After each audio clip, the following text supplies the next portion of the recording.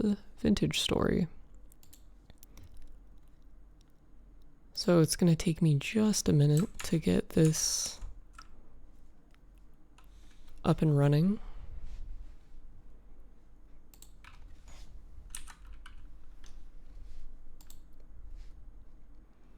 Vintage Story is not on Steam for some reason. It's, well, you can obtain it off of the Vintage Story website, which is vintagestory.at.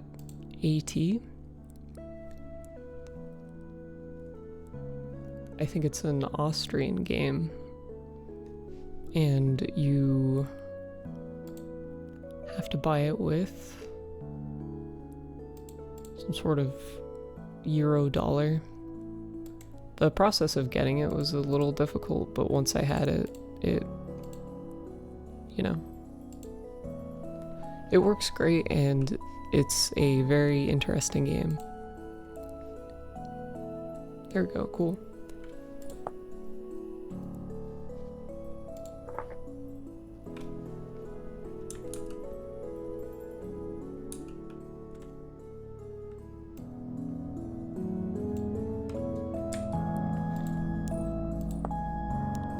This is a lot. Oh wait, actually, let's not do that. Compared to Lucid Blocks, this is a lot more sane. If you wanted to be really reductive, you could call this a very elaborate mod pack for Minecraft, but it has this very different look to it. A lot of the game's physics and things like that work kind of differently in a way that's interesting. But yeah, I'm just gonna start up. Awesome cave story sounds good. We'll do standard. They have these different versions of the game that vary in intensity if you want a less or more difficult experience. This game's kind of focused more on the survival end of things, where, so if Minecraft is a game that is like a blend between a sandbox where you're building things and a with like survival elements, this would lie further on the survival end. Yeah, I'll start world up here.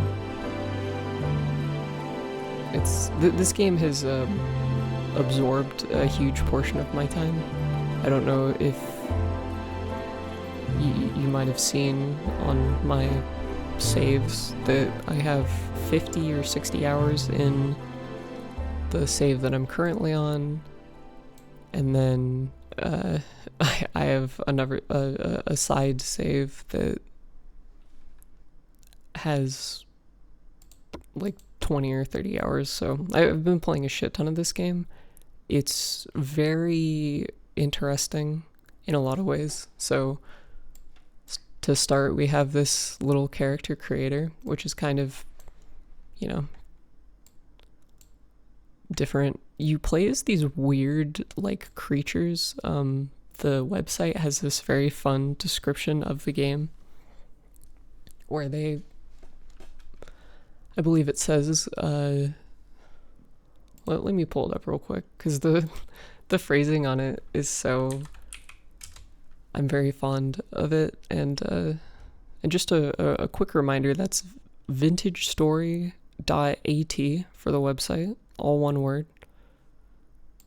You can buy it for 20 euros or 24 US dollars, which in my opinion is an extremely reasonable ask. It's a sort of game, it has its own launcher, but they give you all of the folders, or they give you all the files for the game, which they're pretty adamant on not having weird microtransactions or being tied to things like Steam even, which is very nice. And but yeah, if I go, they have a little section on the front page that describes the game. And there, let me find the bit. Take on the role of a lost being in the body of a tall blue creature. Which I think is funny. The specific phrasing of, so you're taking on the role of a lost being which is in the body of a tall blue creature. Not just take on the role of a tall blue creature. But so if there's a pretty decent amount of options here in terms of hair and things like that. I'm just gonna go ahead, you can randomize it. It also lets you pick your last selected character options, so if you are playing on different servers or in different worlds with your friends or whatever, it's easy to just import one character.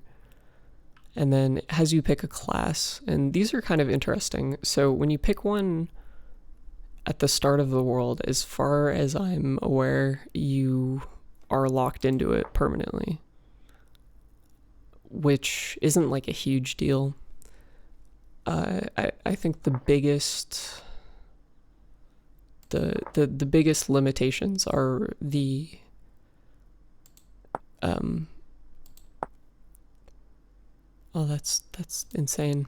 Some of these classes can make, I think maybe all of them have items that they can craft exclusively, and then they have a series of traits. So like you have the commoner who just has no traits at all. The hunter can craft special bows and arrows, so it's like anyone in the game can make bows or arrows, but the bowyer has specific ones.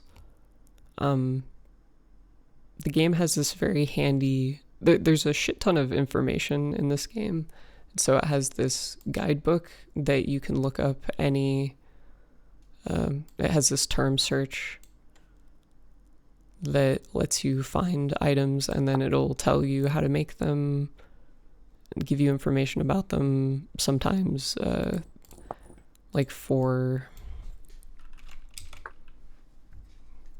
if you just search like, yeah, game mechanic, it has all of these, so it'll explain to you how the systems work, so you can play this game basically entirely without a wiki, unless I've used a wiki, but specifically for really granular like information, like for getting a specific number on how long it takes for something, but or where what biomes you can find like a certain animal in or something like that. But other than that, it has this search thing. But yeah, okay, so we have the bowyer who, you know, has more range damage.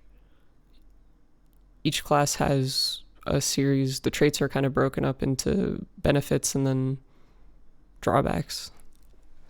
The malefactor has a sling that they can make,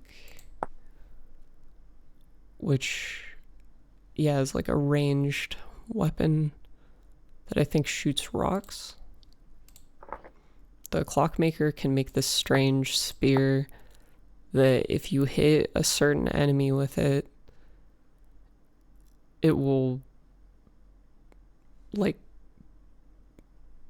follow you around and protect you, which is kind of crazy. The blackguard, craftable short sword and shield. So I think that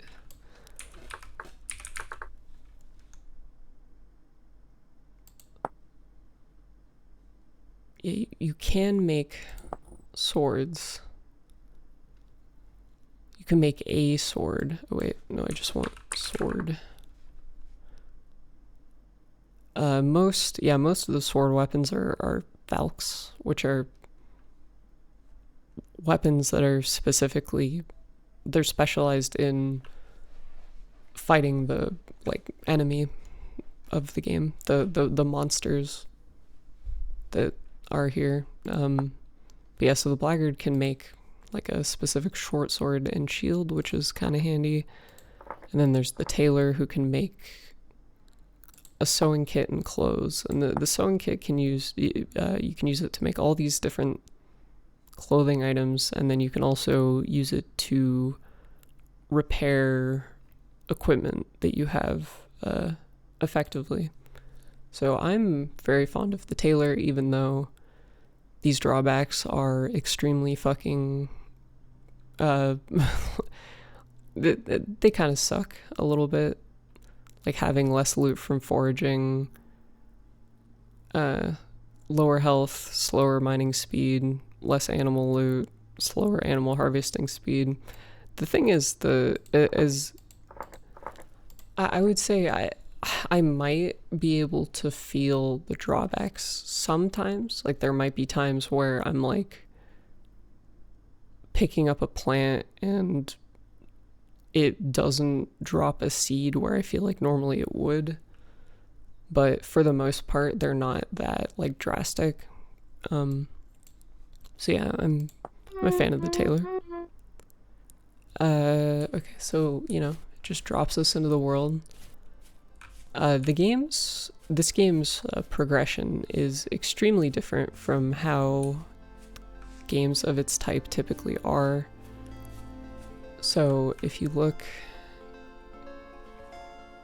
at your character sheet, you've got health here at the bottom left and hunger at the bottom right in the same vein of Minecraft, and then in the center is this little gear icon which represents your sanity, and it depletes when you're in certain areas. It's not really a huge deal from what I've seen, but there are some interesting mechanics with it. And then for stats, so you have nutrition. This is a system that I've seen sort of in like Valheim and a couple other survival games, but basically as you eat certain types of food, it fills up these bars, and the fuller the bars are, the more your health is, and the more the slower your hunger drains. And then there's a calendar system in the game, so there's seasons that change as the months change, and then you can change all these settings, but the default is I think 9 days to a month, and then 12 months in a year. It has a temperature gauge, which mostly matters just for plants, but you can also be too cold or too hot, and I think it damages you. It shows you rainfall in the area that you're in, which is pretty helpful for crops and things like that, and then current rift activity, which are basically just the portals that enemies come through. The game is a little loud.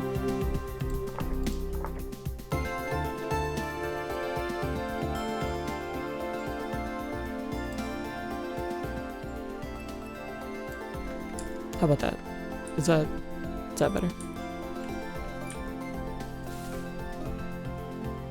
Looks like... I've never really seen this for... Oh, did they... They patched this game recently, so some things might be changed from how I'm used to them. Like these stats on this berry bush. Yes, okay, good. So over here, it looks like we have an interesting thing. These will show up randomly in the same way, you know, in the same vein of like a village in Minecraft or whatever. They're just these little structures that have dudes in them, and you can talk to them. They have some lore and things like that. But if you, yeah, you can trade with them, so they'll, you know, give you shit, and you can sell certain things to them depending on the specific guy. But okay, so the first thing we need to do is make tools in the same, you know, as a Minecraft, but the way that you go about making tools in this game is a lot different.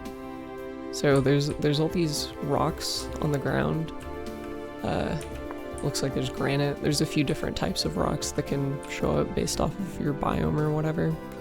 But we can't make tools out of these granite rocks, these stones, because they're too soft. You can throw them and you can like craft block materials out of them, things like that. But so we need to look, if you look very closely at the stones, some of them are look a little different, and those are the ones, like the one I just picked up, that have flint in them. So like here's one, they normally have this little thing that gets easier to see as you play the game. Might be kind of strange starting out. Okay, yeah, this berry bush is good. Get some berries. And then we need a stick. Okay, so now you take, to make tools, you have to take flint and then place it on the ground with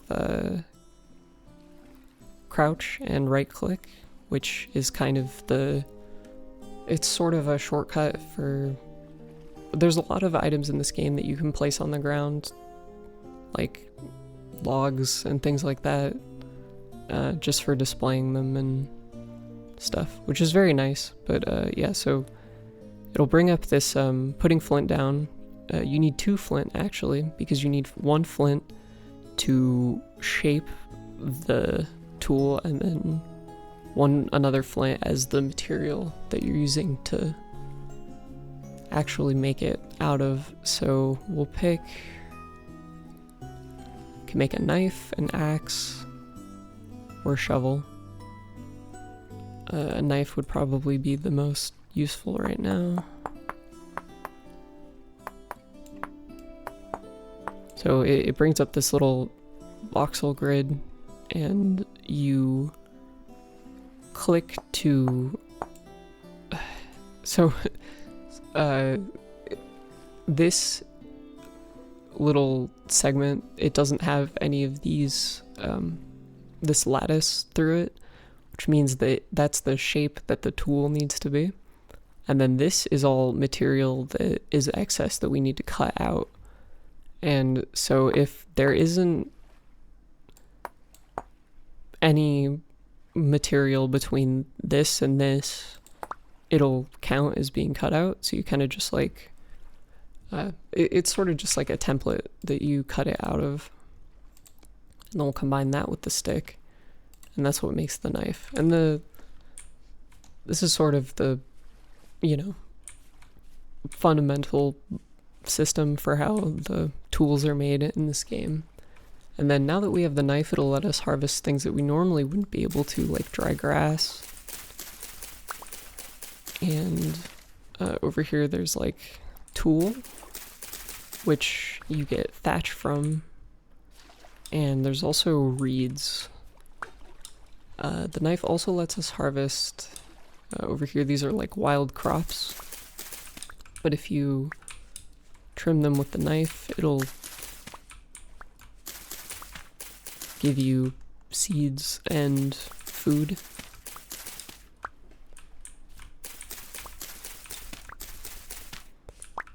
So, yeah, and then we can just eat these berries. This is spelt, which is a type of grain. The crops are really interesting in this game because they have to be rotated in the soil. in order to maintain the nutrient content. Like each crop in the game will use a certain nutrient, like one of 3, and then in order to replenish the other nutrients, you have to plant a crop of a different type. Or you can use fertilizer to mitigate it, but making fertilizer is actually pretty difficult. So the focus of this game is sort of in bushcraft, which is a term for it's like a term for this as like a hobby. There are people in real life that you can look up videos of. I think they're really fun and interesting, but they're people that engage in bushcraft. So it'll be like there's one guy in particular I remember on YouTube. I don't remember his name, but he's a guy who does bushcraft completely naked. So he'll just go out into the woods, like, you know, a bit of away from his house, and just craft things out of the materials that he's able to find. So he'll like make clay and create kilns, prehistoric kilns, and then cook the clay in those kilns and things like that. And it's a very incredible hobby. I think it's a cool thing for people to kind of get closer to nature and understand a little more about where various things come from, or how people functioned without like any of the technology that you and I are very familiar with and kind of reliant on. Yeah, so this area is actually crazy, the amount of like wild crops and things that are around. But so the first thing, or I guess the next thing that we need to do in terms of the game's progression is find clay somewhere, because similar to real bushcraft, the things that we're able to make will expand greatly once we have access to clay. And I do need a, before I forget, the inventory in this game is very limited to start. It is not like Minecraft where you get, you know, an entire space of inventory that can be expanded on. It's what is my inventory is just this little bottom the toolbar that I have. But what I can do is collect these reeds and make baskets out of them, which will fill these slots and expand my inventory. And then those can be upgraded into bags and leather satchels and things like that.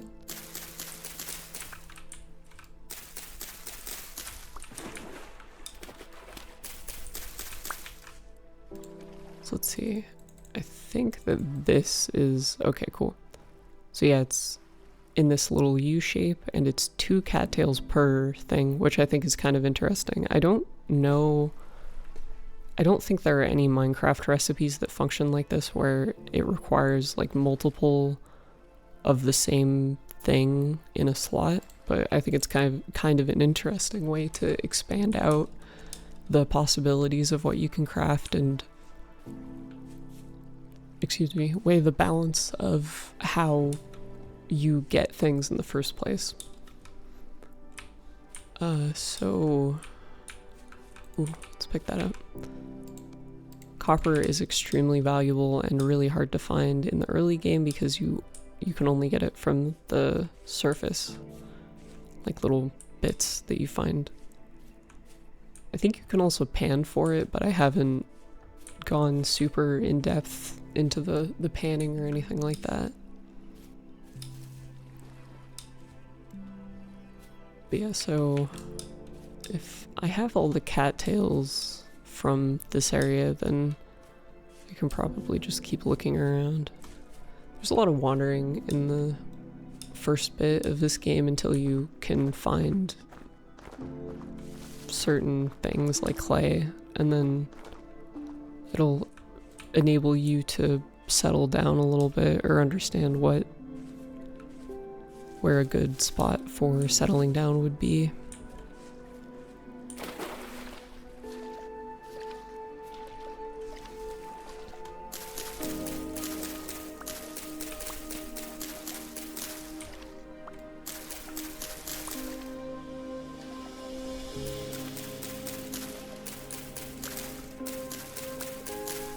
I hope you can hear the music in this game. It's very good.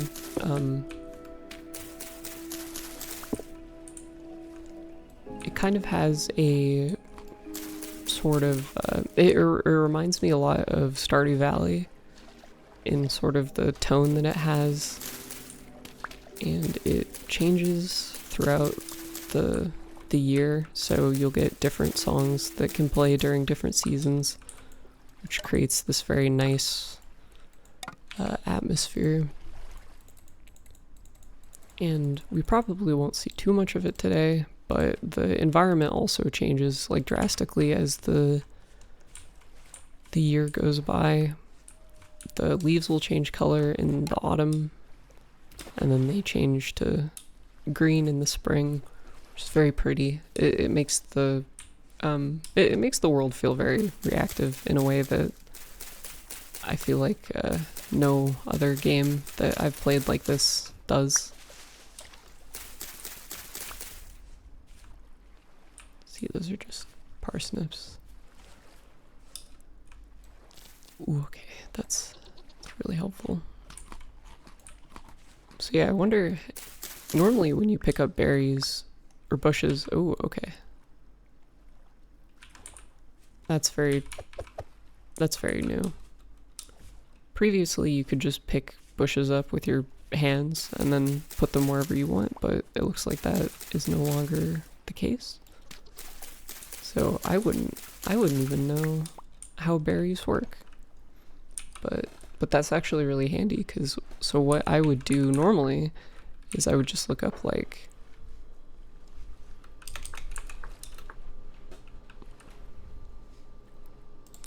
berry bush and then find this. So it looks like, yeah, wild fruiting bushes cannot be moved. If you break them, they will drop plant debris. However, you can propagate them by obtaining a cutting with a knife and planting that cutting in regular soil. The fertility of the soil they're planted on will affect the initial health of the bush when the cutting matures. You can only take one cutting per bush per year, and the cuttings will take 4 to 8 months to grow into a fully mature bush capable of fruiting. Some individual bushes can have special traits that make them better or worse in some aspects than others. These characteristics will be propagated along with the cutting. So that's this is a very good game if you are a hobbyist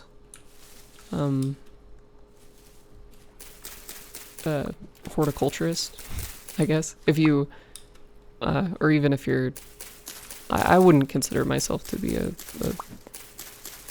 botanist in hobby, but I do find it very interesting, and there's a lot of really cool stuff in this game that takes from very real horticultural concepts, like propagating cuttings, and cool, they made them more aligned with fruit trees. Yeah, it's true. The fruit trees in this game are extremely cool because they're very rare and can only be propagated from cuttings and things like that.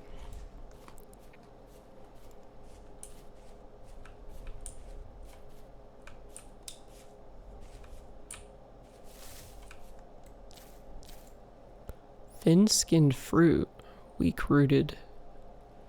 These are incredibly interesting. So it looks like you would kind of be trying to find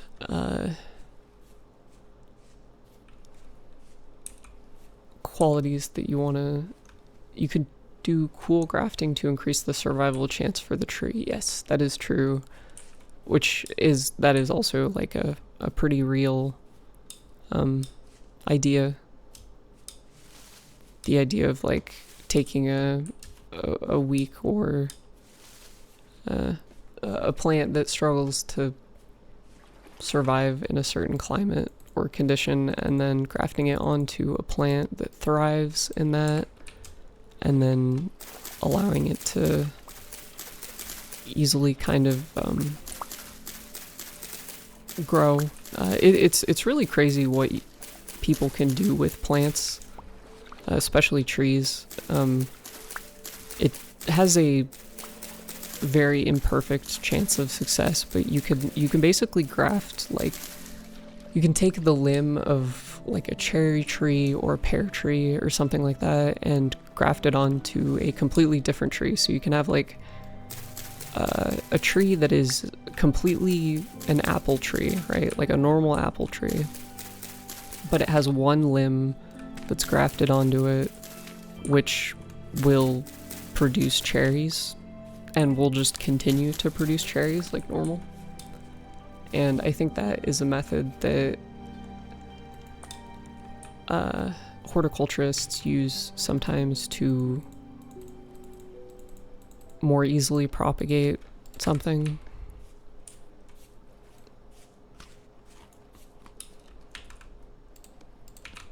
Yeah, that's something I admire about this game a lot, is that the developers of it are very they're very into nature. They kind of wanted to make a game, as far as I understand, the intent was to make a game that's more centered around nature than something like a Minecraft, which is kind of more fantastical. I wouldn't say that it's like more realistic or that they're trying to make it like intensely realistic, because there's also a lot of like crazy shit in this game, but it's the more you play it, the more I play it, the more I feel this sort of like reverence for a lot of nature and like real processes like blacksmithing and things like that is really cool. I think it's really neat. Okay, so we finally found some clay, which is this is huge. This is good news. And what we can, it's getting a little dark, but that's okay. If I'm swift about it, I should be able to make enough to get started on something.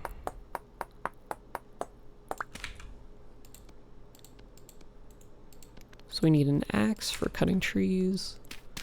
Definitely need some grass.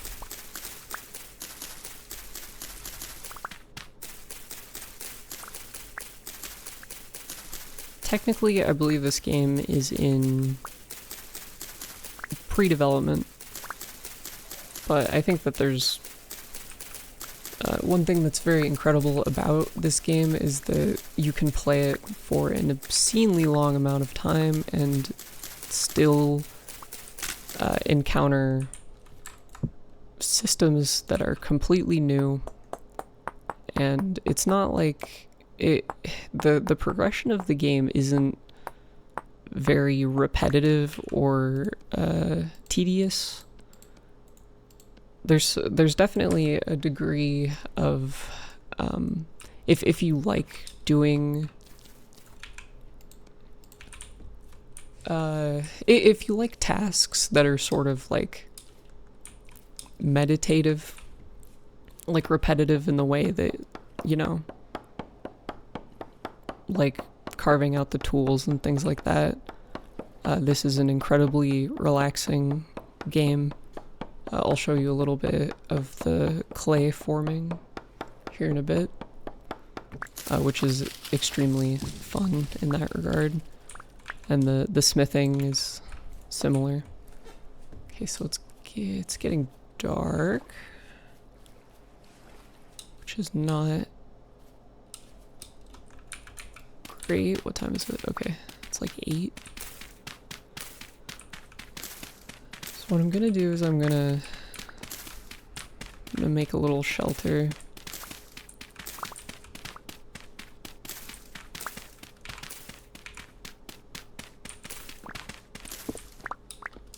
Or at least get the blocks for a shelter. I want just enough branches to where I can make something.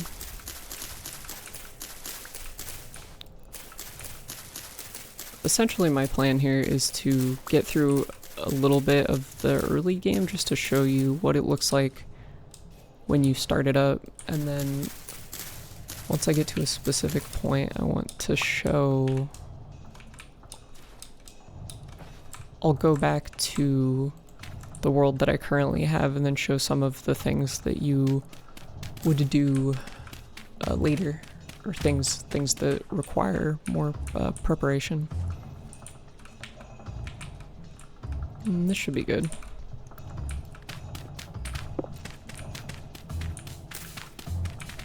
Four is good.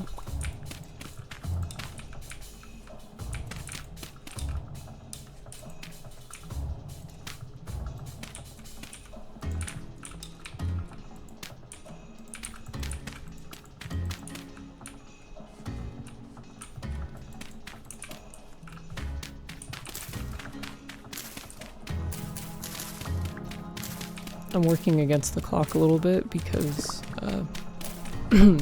similar to a Minecraft or Terraria, there are creatures that appear at nighttime, and they're very... This game is... It can be extremely brutal in the difficulty of the enemies.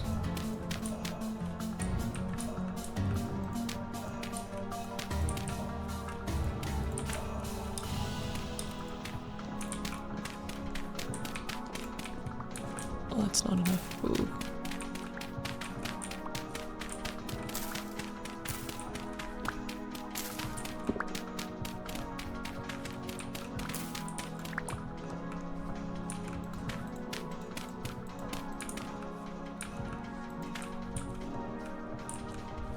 Okay, and then, so I'll show you, a lot of the things in this game are very tactile. So we have these logs from the tree I cut down earlier, and if I take the axe and put it in the crafting menu here, and then put the logs below it, it'll let me make firewood.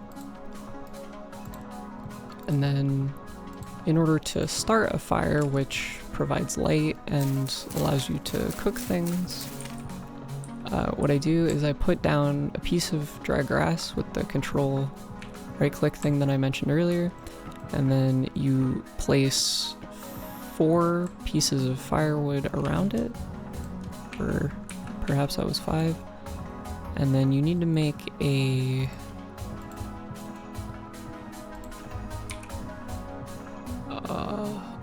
what is it called? I might need help here. The thing that you make for starting a fire. A fire starter. Yep, that's what it's called. Fuck. Okay, so it's arranged like this, and then do control right click, and then it'll... Ooh, that was very nice. So it's sort of there's kind of a random element to that, like you have a chance to ignite the fire, but it can take a while. And then, oh, I kind of fucked myself here. There's not a lot of space for... Let's, now that I have this, I can actually do this. I can make a torch, and then with with fires, if you, once the fire's lit, you can light this torch, and then that'll let you light fires more easily. Actually want to make it over here. So that's lit. And okay, so next what I'm going to do is I'm going to make a kiln for pottery. So first you have to shape the clay into a usable thingy. So control right click brings up the menu, and we would want to make, you can make a cooking pot. Here, this is how you can make a storage vessel, which is, you know, like a chest basically. There's bowls. You need a bowl for collecting food out of a cooking pot. You got jugs for holding liquids. So all of these very cool little things, but so okay, it's very easy to get overwhelmed by the amount of like information there is in this game, and it's something that I can go on lots of tangents while I'm playing, but to try to be more focused about it. So the way the technological progression works in the game, I guess, is that right now we're in the game breaks it up into ages, similar to how it is in history, where it's like you have the Stone Age, which is what we're in right now, and then the Copper Age is the next technological stage. So that's for us, that would be figuring out a way to smelt copper into tools. And so to start doing that, you need two things. You need the tools, obviously, but in order to okay, so to make the tools, there are molds. So we have like this pickaxe mold, which would be the most immediately helpful, because it'll allow us to actually break stone and get more copper. But so in order to make the mold, it's similar to the flint crafting, where it brings up this voxel grid, but instead of having just like a rock that we're carving a template out of, we're building along this template. So these little green lattices are the frame that you fill in by right-clicking, and then left-clicking removes material. And then if you press F, you can change. So if you want to put down like individual squares at a time, or 2x2, or 3x3. So if you, it's kind of this fun system where the more you do it, the more efficient you get at using the different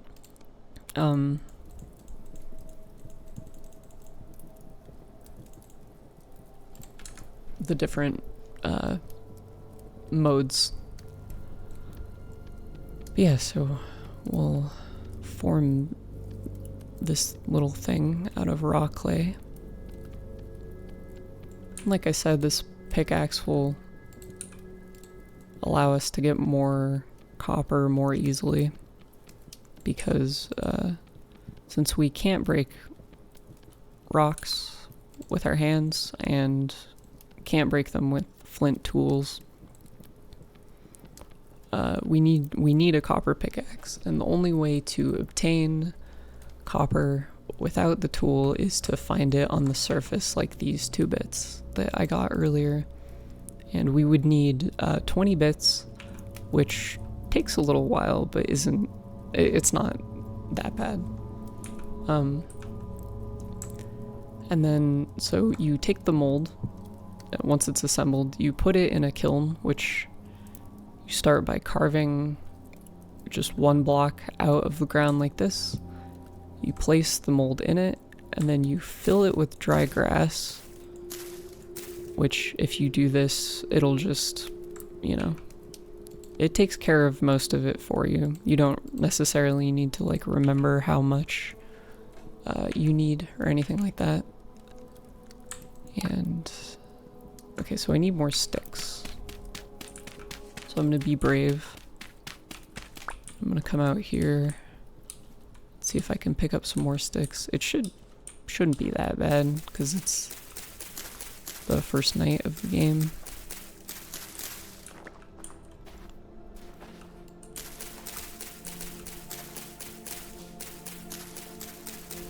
Instead of it being a chance to drop branches, the leaves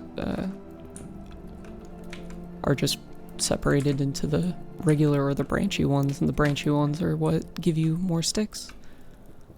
So we fill the hole with grass, and then we do 2 layers of 4 sticks like this, and then firewood that is placed along like this, and then we light it. And now that it's lit, it will begin cooking the mold. And this process takes a little bit of time.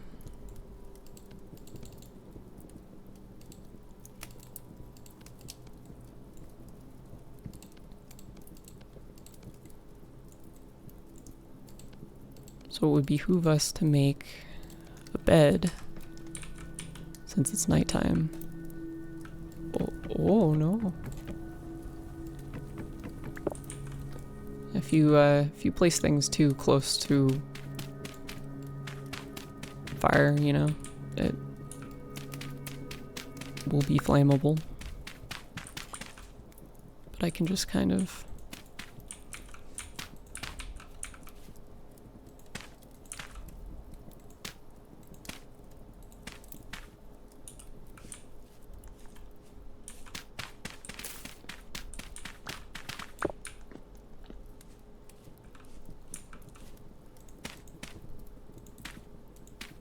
this will work for now.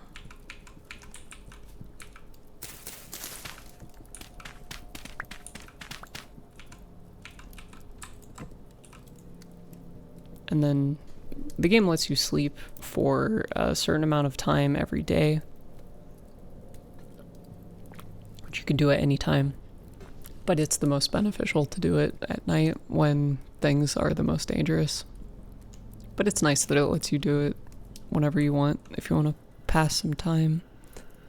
The quality of the bed will slightly change how long you can sleep every day.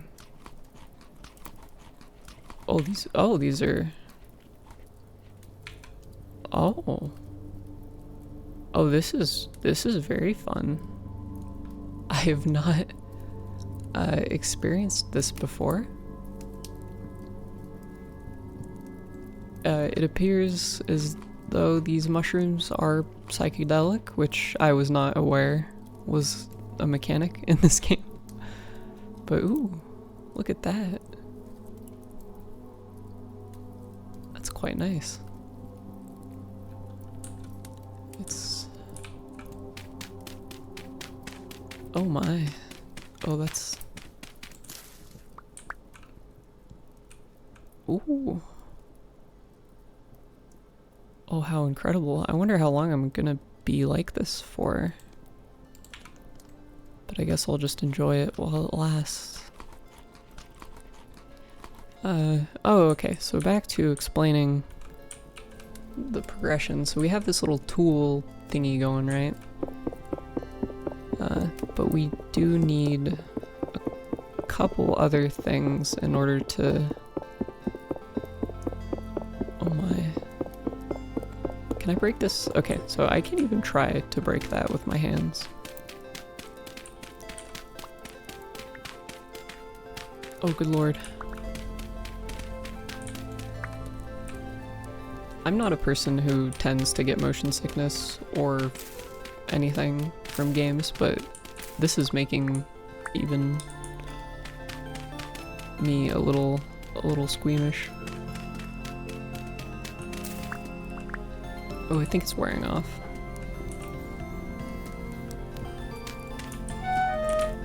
Oh, what was that? I took damage from something. Oh, what's happening? Is this... Oh no. Oh, this is bad. Oh, shit. Is this grass catching on fire? Oh.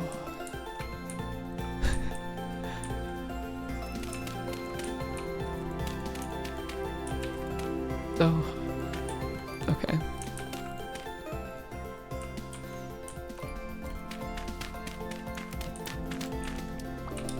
So the other thing we need to make, one of the other things is a crucible, which will hold the smelt ore. Oh, these mushrooms are kicking my ass right now.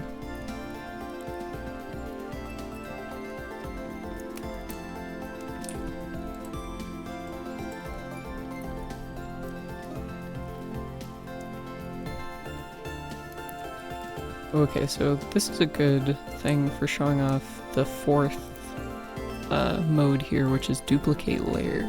So if you have like a jug or something that has a lot of the same structure to it, like built up, you can select it and then just hold right click. Oh my god, that's freaking out so bad.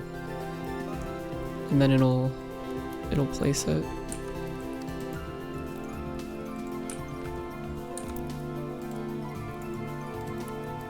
There we go. Got this little crucible here.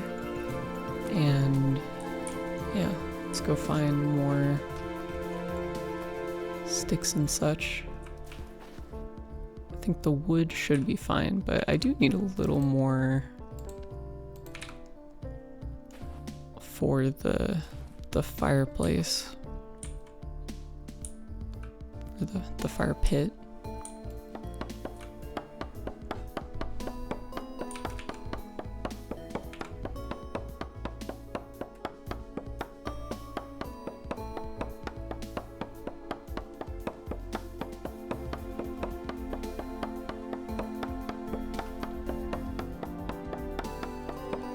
Like 1,000 apologies for the intensity of this screen effect. I did not think it would be... I did not foresee this happening at all. So yeah, you know, I've put a lot of time into this game, but I haven't really been playing it for that long, and they are already within that time frame adding really cool shit to the game. I think the most recent update added like grindstones. It was a lot of smithing things, so there's like quenching for making blades and stuff like that is all extremely cool and very in-depth. So the game receives decent support. The developers definitely aren't just like it's not like Rust to just take a shot at something for fun. Where the Rust has a big problem where the devs kind of like put it out and then left it to die on the vine without giving it a substantial amount of new features or support or anything like that. So, and then had the promise of you buying into it as an early access thing, and then them kind of I've heard it's better now, but for many years they were sort of failing to deliver on any kind of like completed game. But I would say that this game, even in its current state, feels very complete and is an incredible fucking value for the 10 or the $24 that it costs.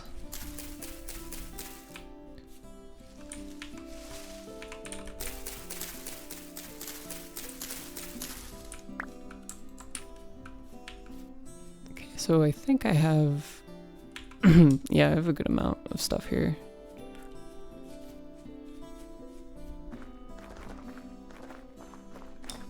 Oh, the one cool feature about this game is that it has this mini-map in the top right, similar to a lot of, there are a lot of Minecraft mods that do this, but it just comes into this game. It's helpful for a lot of reasons. Obviously, just having a map that shows you the environment is really fucking nice. It's a pretty detailed kind of topographical map with elevations and things like that. But you can set custom markers on it. There are all these preset icons that'll help you kind of keep track of different things. You can name them, you can pin them. So like if I want to be here and then pop one down right on top of me, call it home, pin it, and then no matter where I am, it'll always show up on my map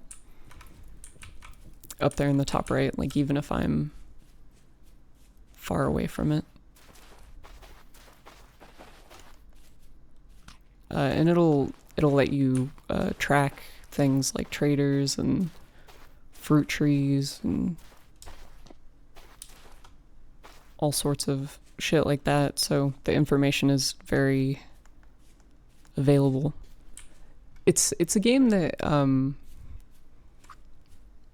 something I think is really interesting about this game is that it is very uncompromising in the way that the progression works and how difficult it is to engage with enemies and things like that. But it isn't uncompromising in a way that feels like it hates the player. There are a lot of games that you perhaps have played that, you know, if you've played like a FromSoft game or like a Don't Starve or something like that, then you'll understand what I mean when I say that. Like, those are games that kind of hate the player. Like, they want to fuck you over, and they want to obfuscate things in a way that just makes it more difficult and strenuous. Whereas this game wants to be very dense with information, but it wants to be very forthcoming with how available that information is. And it has a lot of systems that are kind of like forgiving, I guess, for lack of a better word. But so one thing that's really cool about this game is that you can put stuff down, like I was saying earlier, like in the world in a way that feels very organic and neat. So you can do that with tools where you can place them on a block, like against a wall like this, so I can just keep the fire starter over here without needing to put it in a chest or anything like that. The same is, you can do the same thing with firewood, which is kind of cool. So you can have like the firewood over here, and then I could just like do this and make like a little stack of it, which is kind of nice. Yeah, so this kiln does take a little while to go. I think the amount of time it takes is equivalent to like a day or so. There's a decent amount of waiting in this game, which can be nice because it sort of encourages you to like go and engage with the other systems, but it's also kind of nice because if you're just playing it and chilling out, you know, you can do something like set up these kilns, and then there's a a button for sitting, so you can just kind of sit in your little shitty hut and watch clay dry, which is very nice.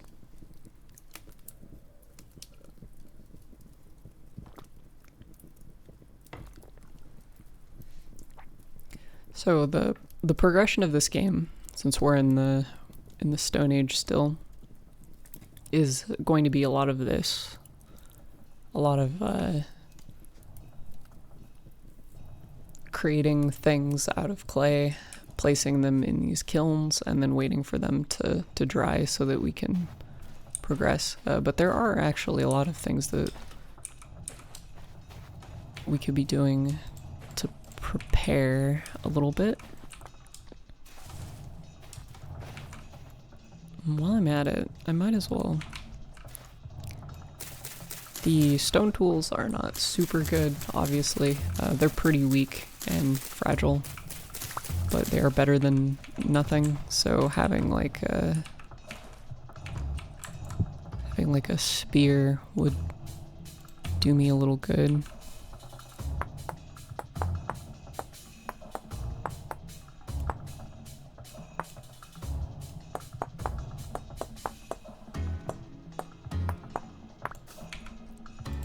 One of the changes they made in the last update was that they changed the shape of some of the crafting things to make them a little more intricate, which I think is nice. It sets them apart from each other a little more, and it makes it feel more fleshed out than it already is. So my goal here right now, while I'm waiting for those things to dry, is obviously I have two things in mind. I want to find more food, which is, you know, kind of a constant in this, and I also am looking for copper bits for smelting, and then in the meantime I'll be picking up sticks and flint as I come across it. Oh good god. Okay, this guy's gonna fucking kill me. So that's a brown bear. They do a lot of damage to you. I fucking got hit once and almost died just from that one hit. And armor is not simple to make in this game. I actually haven't, oh god, have not crafted any armor yet, even on my main save, just because it's very resource intensive. So I don't necessarily know how much it mitigates, but I would imagine that it probably doesn't make you invulnerable or anything like that. Hey, man. Okay, if I... Oh, alright. That was pretty inevitable. But, okay, so a really good example of what I was talking about with the game not fucking hating you is that even though that bear was extremely tough and he totally annihilated me in half of 1 second, and I do drop all of my items when I die, like in the Minecraft. On my map is a little waypoint. If you look in the top right, it's a little tombstone that will show where my grave is. So if I, you know, die in the middle of nowhere, it's not that hard to figure out where my stuff is so that I can get it back. Which is especially helpful because dying in this game is extremely easy.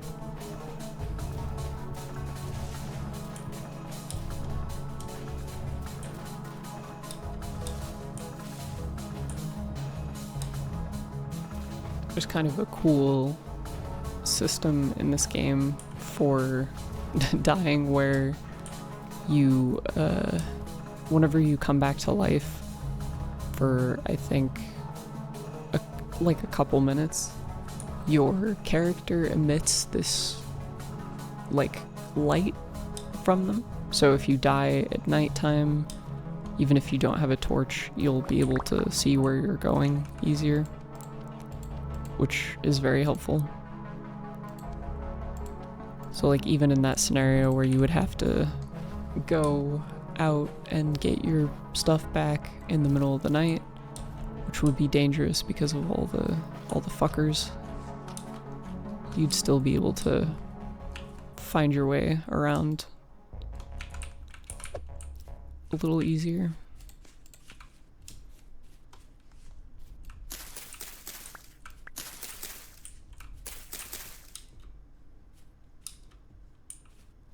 Man, if I was playing on my other save, this like amount of wild crops I would be freaking out. But here I don't really have access to a whole lot of farming, so I can't really benefit a whole lot from collecting the seeds. And I also won't be keeping this save for very long, but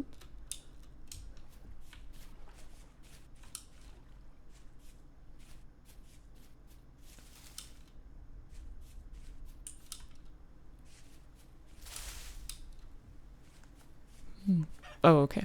Actually, what I want to do, even though that was, I'm kind of running in the opposite direction of where that bear was, just so that I don't have to worry about running into him again. But that area is actually where I want to be in terms of having a easier time finding copper bits, because the flatness helps, and so does the I'm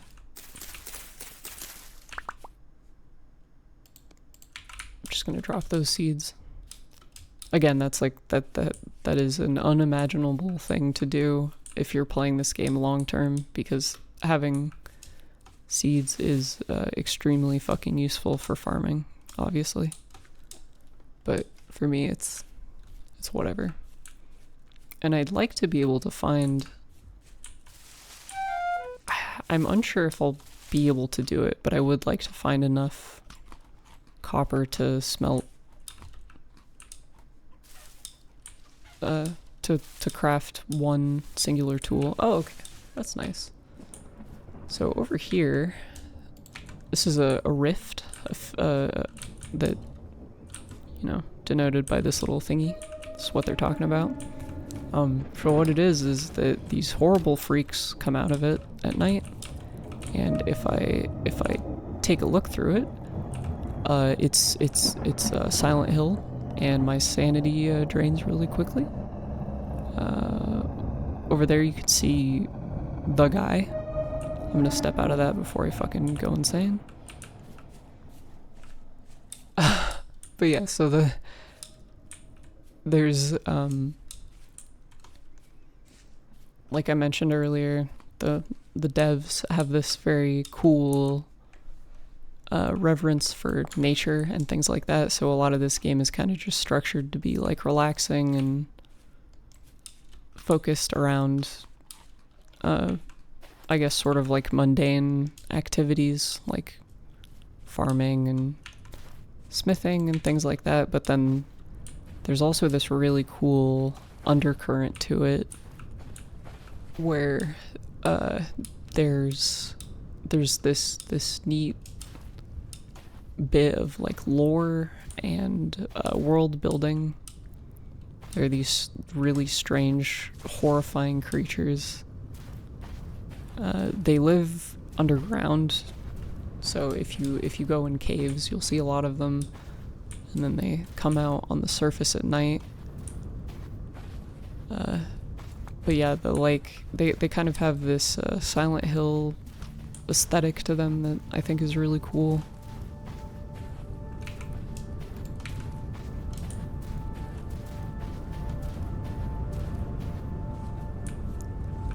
I think the wind is kicking up right now. yeah, it's like particularly windy, so whenever that happens, there's since I'm in an area that is sandy, the wind will kick up the sand and create these cool little dust particles. Which, yeah, there's just so much little detail in this game with things like that that really make it have a specific vibe.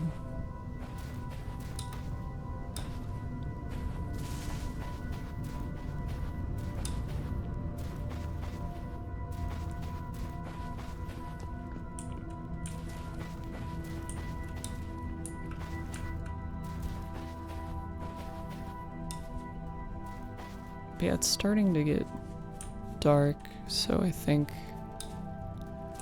we'll need to head back.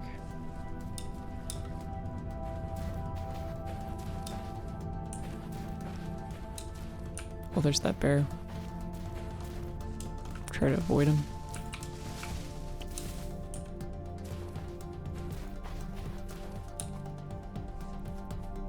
The animals detect you in an interesting way in this game, where if you're crouching or walking as opposed to sprinting, you have a better chance of not being seen or heard by them, which can let you sneak up on certain animals and then trap them or hunt them or whatever, but it also lets you get by dudes like that one.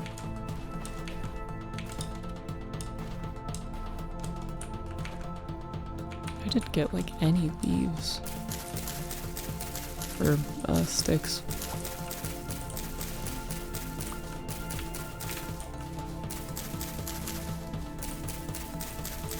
The game deals with a lot of like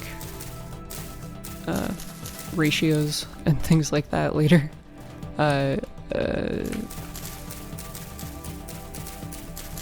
There's sort of a bit of a learning curve to figuring out how much of each item you need for a specific task, like creating those kilns or things like that.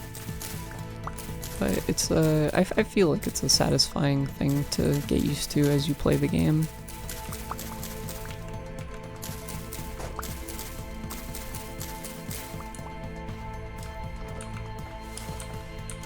Okay, I think that's probably good. There's sort of an interesting difficulty curve with the way time works in the game too. As the seasons shift, it gets darker earlier. So the closer you get to winter, the less daylight you have, which is difficult because of the dudes. Okay, so now we have this, when the kiln is done, you'll know because it'll just be like this. The firewood and stuff will have burnt off completely, and then you'll be left with the finished product. And so here we have a pickaxe mold, which will let us directly make the pickaxe out of the smelted copper. And then in the hole where it once was, oh, actually, I already made that. I can just break this to get rid of the thing. If I'm gonna make something else, I would want to make a cooking pot for sure.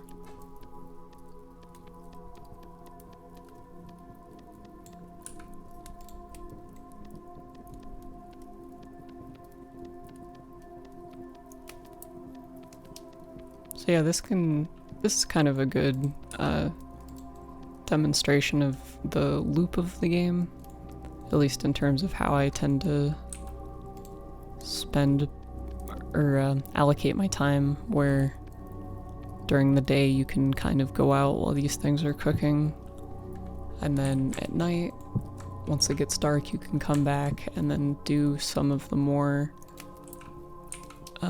menial tasks like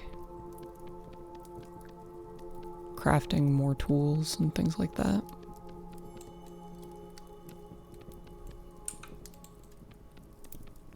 Need a clay pot for cooking, a cooking pot, and then a bowl for containing what is cooked within. And there's sort of a neat, I didn't mention it, but there's kind of this neat thing where if an item isn't very large, you can put it in a kiln with other things. So like I could have put, like the pot took up this and the bowl took up this, like basically fourths of the block. So I could have done like 2 more bowls or a jug or something like that to kind of cook more things at once.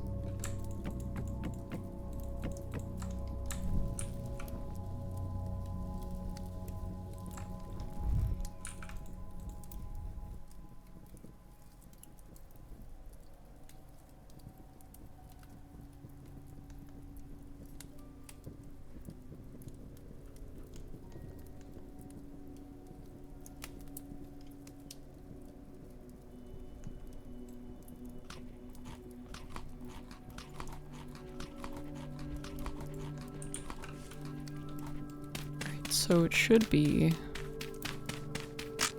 yeah, it's very, very light outside now. There's a rift over there. They kind of spawn randomly and will go away after a certain amount of time, which is nice. Ooh. An ewe? Oh, I think an ewe. Oh, Jesus. Holy fuck. Pretty sure an ewe is like a immature goat, which we could trap for animal husbandry purposes. But can't really, don't have the means to do that right now. But okay, so we found a bunch more bits, so what I can do is mark on my map where there's copper, because as this tooltip at the top says, there's likely, it says there's likely a copper deposit right below here, but in reality it's guaranteed, which is nice. If you just dig straight down a certain amount of blocks, you'll reach it. So what I'll do, what I normally do is I just put like 1 block down into the ground if I can to clearly denote where it is. And then we're at 12 of 20. So if I find another healthy chunk of it, like the one that I just found. Ooh, yeah, like over here. So I think each of those individual pieces is 2 bits of copper. And then we need 20 bits for 100 units of molten copper, which is 1 tool, enough for 1 tool.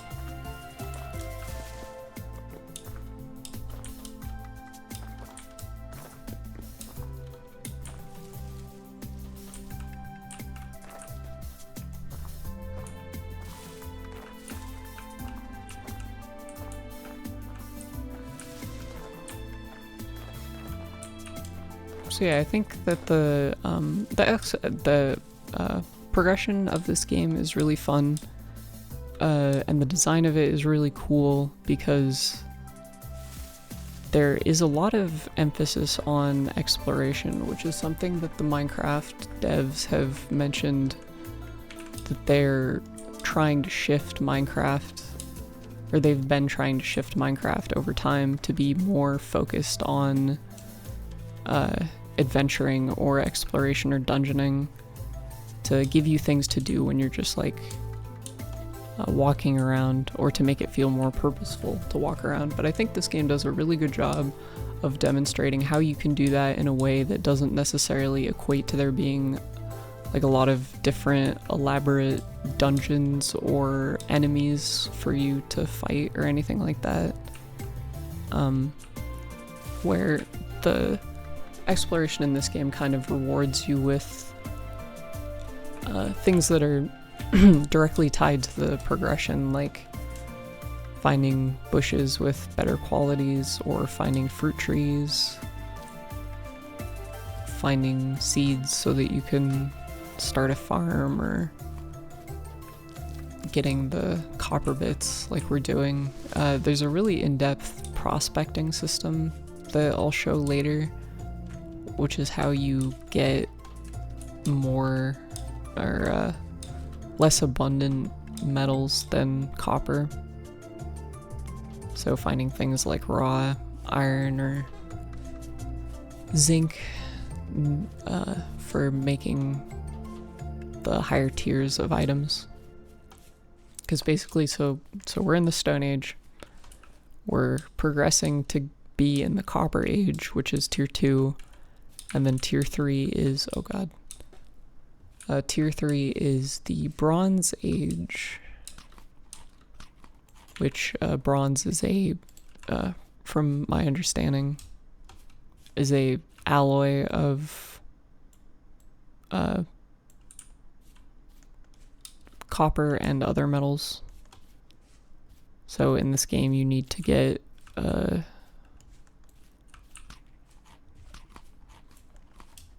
other you know, things like zinc or bismuth or whatever, and then alloy it into bronze. And then the tier above that is iron, which iron has its own circumstances that it can be smelted and smithed under that are specific and kind of elaborate, because iron is a metal that, you know, has like a higher melting point than copper. So you have to do new specific things with it. You can't just smelt it in the crucible on a fireplace like you can with copper.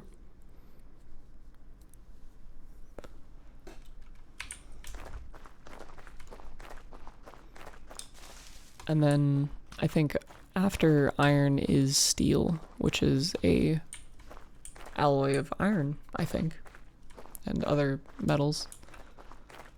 So then that has its own additional insane system that you have to do in order to get the stuff hot enough to smelt it. But yeah, so it's like, that's I think 5 or so tiers. But even like having that few tiers technically are is like hundreds of hours of really intricate systems. And it's not like any game could extend that into like hundreds of hours by making each step really, really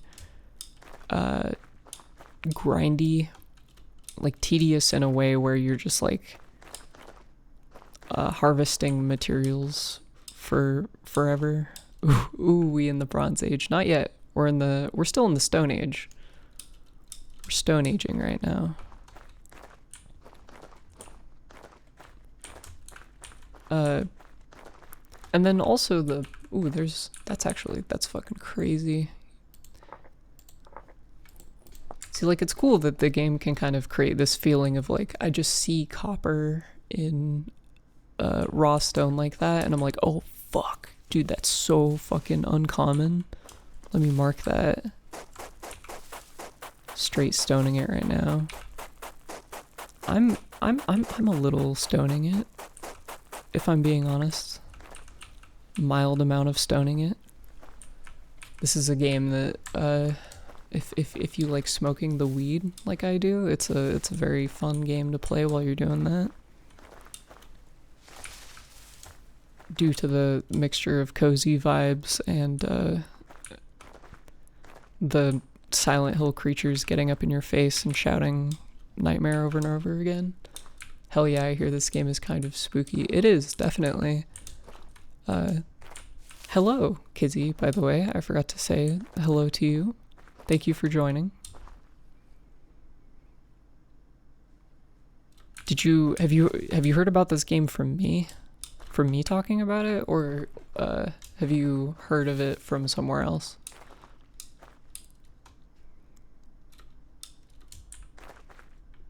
Because as far as I'm aware, this game isn't like tremendously well known or like super popular or anything. I've had a couple friends that recommended it. Ooh, that's cool.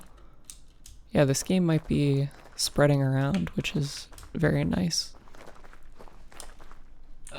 Yeah, this game's fucking awesome. I mentioned it earlier, but I've put about 100 hours into it so far, and I feel like I've like scraped the surface of it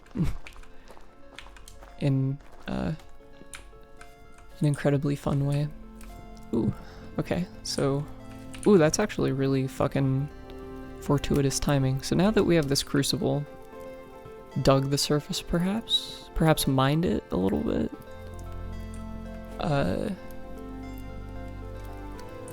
So I have this crucible, which I can use for smelting ore. And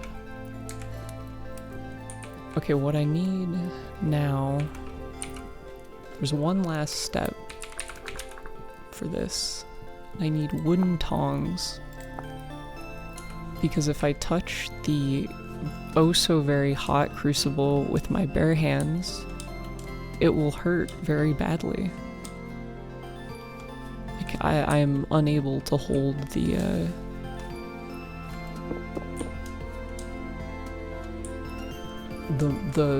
crucible containing the molten metal. So I need to go find vines. You're sure about that? I think you can handle it. I can show you. I'll show you. I'll give it a try. We'll see how differently I'm built. But yeah, so vines are a thing that you find growing on trees. I think you might be able to make it other ways too. Tongs, coiled rope. Okay, no. Oh yeah, cattails. Okay, that's actually really helpful. So I've got rope, and then I need, I think, more sticks.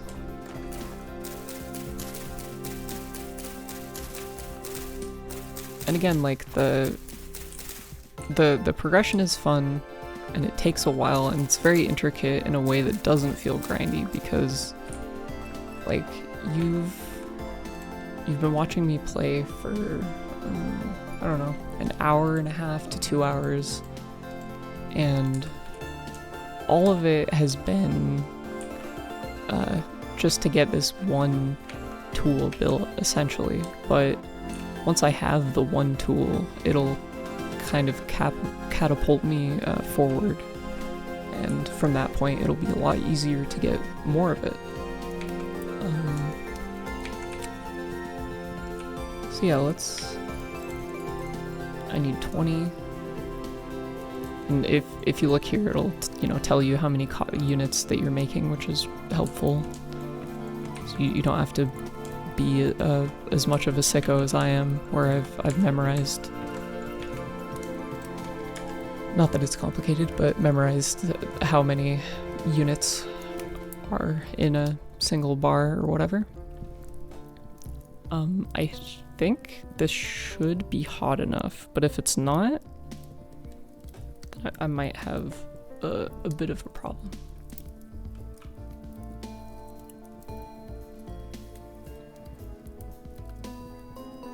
So the smelting temperature, I need to bring it up to 1084 degrees Celsius. Okay, yeah, so that's not the regular firewood is not cutting it.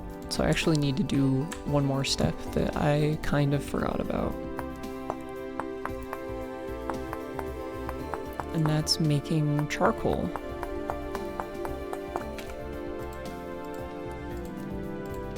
I'll need more.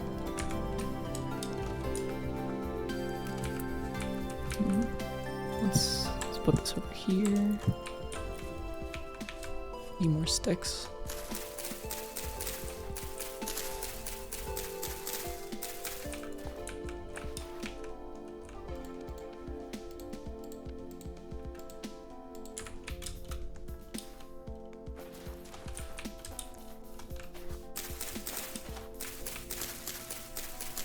But yeah, so once I get, you know, it's taken me a pretty decent amount of time to just make this one copper pickaxe. But once I have the one pickaxe, I'll be able to get more copper much easier. And then I'll, you know, grow from there. Hold on.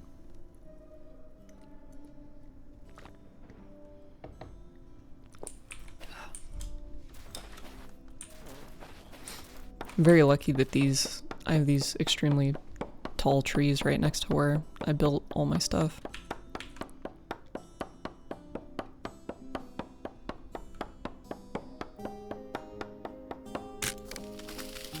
Is it high quality copper? It's the quality is a factor, but it's not a factor for us right now because basically quality, when you're mining ore out of the stone, the quality will affect how many bits you get per like chunk. Just make sure you don't buy it from that ancient metropolitan guy. Do you mean Mesopotamia?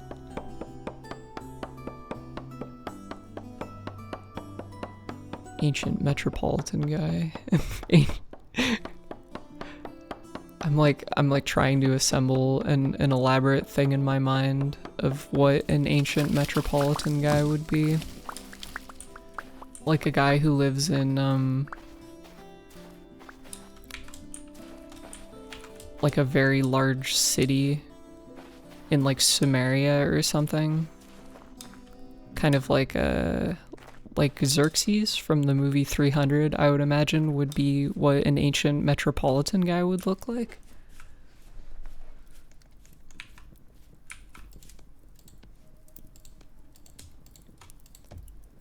Speaking of which, I was talking to my boyfriend about that movie a couple days ago, and I thought it was funny because if you've seen 300, it's kind of this like weird, like, I think it's like trying to be satire. Like it's trying to be really exaggerated in how over the top it is, in a way that is like kind of like lightly mocking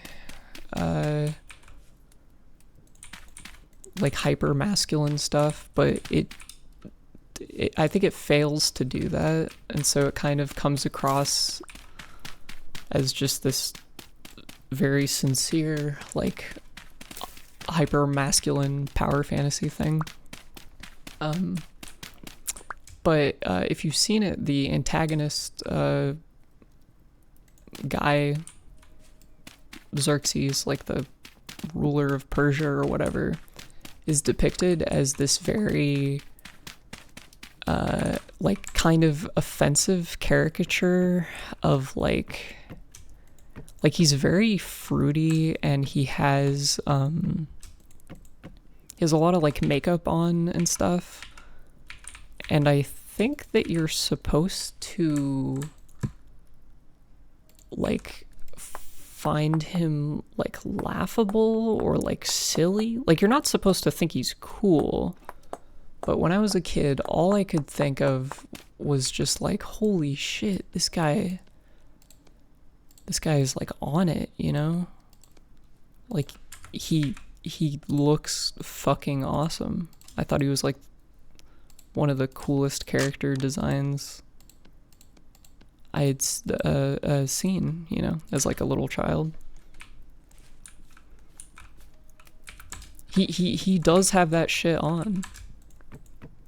And I think I was supposed to be laughing at him, but I was just like, God damn, look at this guy. Absolutely serving. So what I'm doing here is I'm creating a charcoal kiln, which is slightly different than the clay kiln that I made earlier. In that, you know, it's designed for making charcoal. So I think this will work if I do this. So what you do is you fill, yes, awesome. You fill a space with firewood, and then you cover it in like dirt or stone or whatever, and then you leave one block to where you can place a fire pit on top of it, and then you ignite it. And so yeah, it says 28 in-game minutes before it ignites. Make sure it's not exposed to air. So what we'll do is cover it up like this. And then it's kind of hard to see, but you can tell that it's like still going. And then in 30 seconds, it'll ignite, and then it'll go for, I think, 24 hours. He is for sure effeminate looking at him. I've never seen 300, and I'm sure he's supposed to be like a caricature of what a man isn't supposed to be. Yeah, I think... I'm pretty sure that is the intention of that character, is to kind of be... he's like a foil to the very manly and badass Spartans. Yeah, the famously straight Spartans. I feel like that is kind of the like legendary failure of that movie. That has become sort of like its own thing at this point, right? It's like making fun of that movie for how just bizarre and out of touch it is. And I haven't seen a lot of things of Zack Snyder talking about it, but I like vaguely remember maybe he tried to like kind of backtrack or like play it off like it was like supposed to be over the top in a way that like you're not supposed to like care for the Spartans or anything like that. You're not supposed to like sympathize with them or think they're badass or whatever. But that did not stop a bunch of people from doing so. And I don't think that that's their fault for missing the satire. I think that it's Snyder's fault for making really shitty satire. Making really shitty satire. Okay, so here we have, you know, stuff. If you kill an animal, you use a knife, you can harvest the junk from it. You can get like fat and hide for tanning. I'm just gonna leave it for now, because like I said, this save does not have long-term playing in mind, but all of those materials would be extremely valuable if I was playing for that.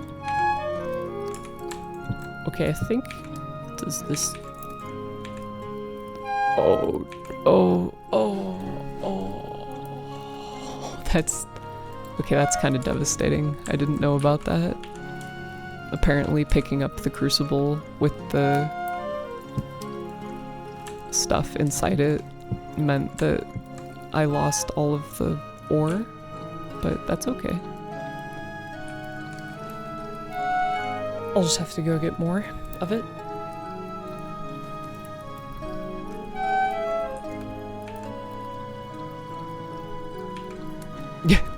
Yeah, I'm feeling the same way. That's okay. See, I feel like that's not necessarily something that's supposed to be that, like, brutal and unforgiving, but I could be wrong. Let's see, do I have enough? What time is it? I definitely have like a lot of things I could be doing, like adventuring out, but My food situation has gotten kind of dire. I should be pretty fine from the goat meat. Oh yeah, so here the food situation is crazy. It's true. I've got a bunch of like grain that I can't particularly do anything with right now. Oh, okay, cool. This is good. So this is extremely filling. This red meat. Very few animals have it. The most common animals like wolves and stuff have bush meat, which is lower quality and can't really be used for that much.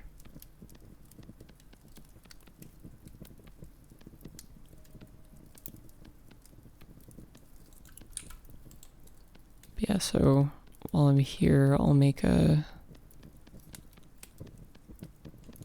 ceramic vessel so that I have something to put some stuff in.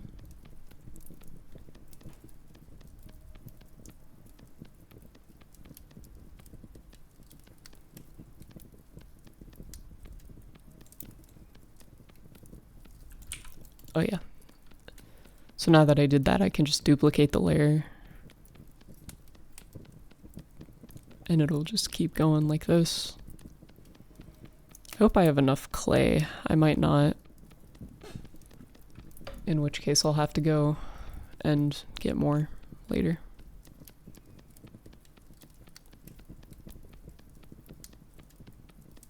Oh.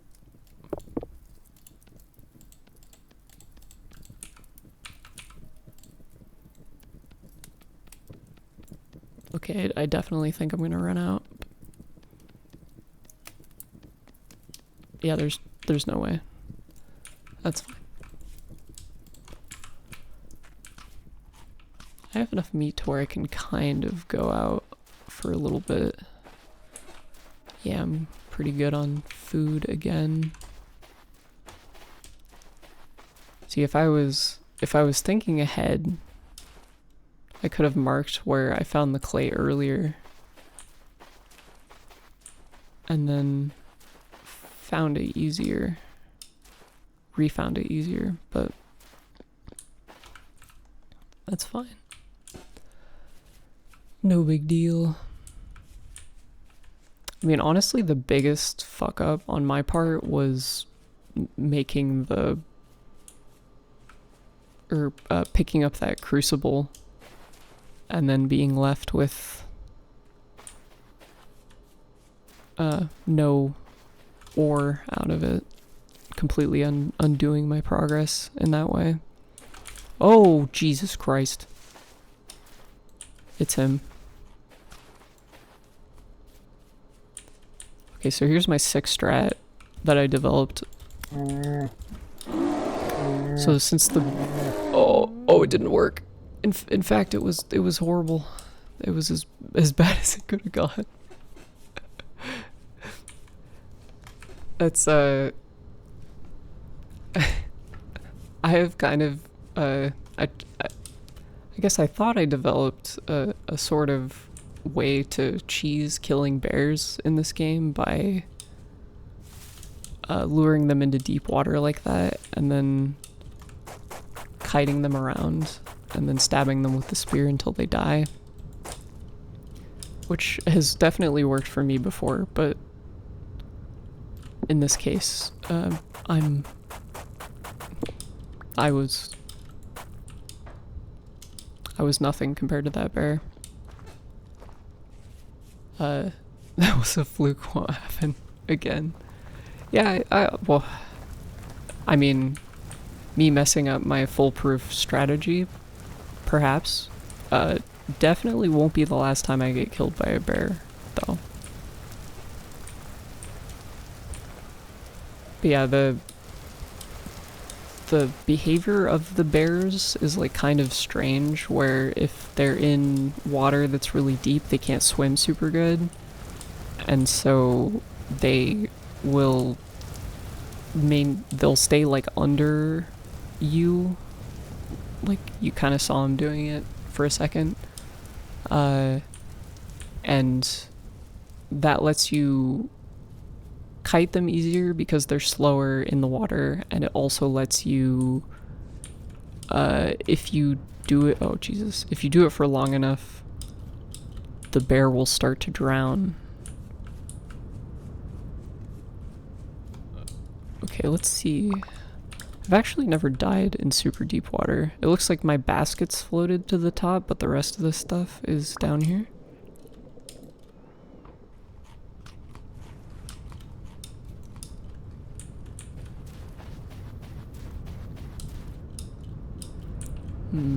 So I have two options before me right now. I could either persist on this save and go pick up more bits in the morning, or I could hop over to my current save right now, the one that I've been playing on, and then just demonstrate how the tool smithing works there. Which I feel like would be basically the same. Oh, I guess while I'm here I can show... So I have this cooking pot now. So if I put it on the fire pit, then I can put things into it. If you put grain into it, it'll make porridge. And you can use additives like mushrooms and berries to make it more nutritionally variable and, you know, use your ingredients in a more effective way. But, you know, you put the stuff in the pot and then it cooks like this, kind of like refines, like smelting in Minecraft. And then once it's done, I have the finished thing. I can just leave it on the fire and it'll spoil shorter, or I can put it down somewhere, and then I have the bowl that I can use to take portions out. And then the cool thing about eating food out of a bowl compared to like just eating these is that if there's any excess like bits of the bar that would normally, so like let's say I eat from it right now, right? It fills up my bar. Instead of just consuming the entire thing, it takes a portion of it out and then keeps the remaining bit, so you don't have to worry about like overfilling the bar and like wasting food in that way, which is really nice. And kind of incentivizes you to use that thing to use the bowls and stuff. Yeah. Okay. So I think that's a good. It's actually good. We're gonna boot up my save. Hopefully, I'm not in the middle of some crazy nonsense. I shouldn't be. Okay, cool. So yeah, here I've got, you know, I'm a little more set up, I guess. It's March, so it's starting to be the end of summer, or the end of winter. The snow is melting a little bit. This game does look super cool. I like how in-depth it is. Yeah, I'm glad. It's yeah, it's incredible how much stuff there is in each system of the game. Okay, so it looks like honestly I might have to restart anyway in my own time in order to have the like different bushes, 'cause these are just like the old the old ones as they existed before the patch. But this will be fine for our purposes. So yeah, the snow's cool. Since it's here, I can you can just scoop it up with your hands and make little snowballs, and then you can make things out of the snowballs, like snow blocks for making igloos or men or whatever the fuck, which is cool. I should...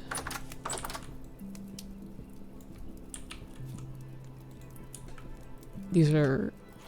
I see it has multiplayer. Yes, this is an incredible game to play with friends, especially because the class system gives everyone a specialization. So if you have everyone playing a different class, you can have all of the different unique things for them that they can craft, and everyone can kind of serve a role within your multiplayer world. Over here I have, this should be done. Cool. So this is cool actually. I had this cooking already, so I can show what the charcoal kiln looks like when it's completed. It's this one is much larger than the one I built before, but you know, so now you can just kind of like use a shovel to dig out the charcoal, and it is good for smithing because it burns at a hotter temperature. Let's go in here. So I have, see here I have this is the fire pit that I use for like forging, and then I have a forge, which is what you use to make like to work ingots and stuff. But yeah, let's just do, there are these cute little like vertical racks and shelves. So if you see like there's like tool racks, so all of this stuff lets me place these certain things, which I could just put in a fucking chest like out in a way that kind of displays them, which I really like. It gives everything this very like tactile feel to it. But yeah, so I already have like a bunch of stuff that I can use here. Oh, let's see, I need the crucible. Let's put the crucible down. Put like a couple pieces of charcoal. The charcoal is extremely efficient, so you don't need nearly as much of it as you would need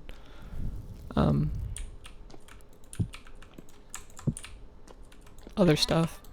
And while I'm at it, it's actually a great chance to show off the like smithing part of the game. The slightly more advanced smithing stuff. So now that that's actually like, it'll burn hot enough to smelt that into liquid. And then I need the tongs, and for working ingots you need a hammer, you know, for like smithing. This is a quern. You can use it for like grinding certain things into dust, which is kind of like the point in the progression that I'm at right now.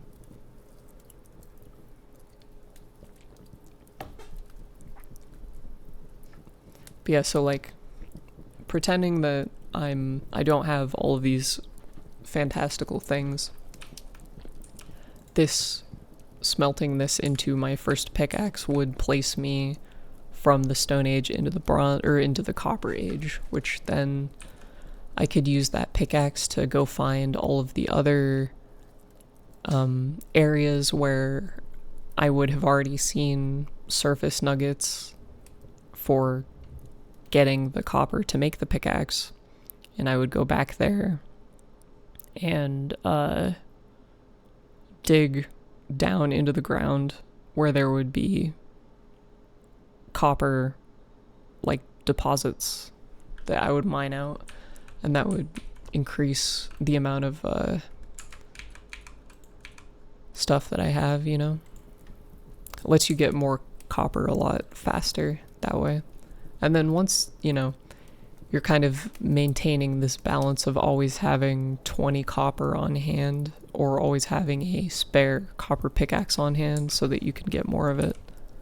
But as long as you do that, it's kind of just a self-sustaining system at that point, and you don't have to worry about doing the process every time of just like searching for surface nuggets. Oh, so there's liquid metal in here. If I try to pick it up, it's no good. It hurts. It burns the shit out of me.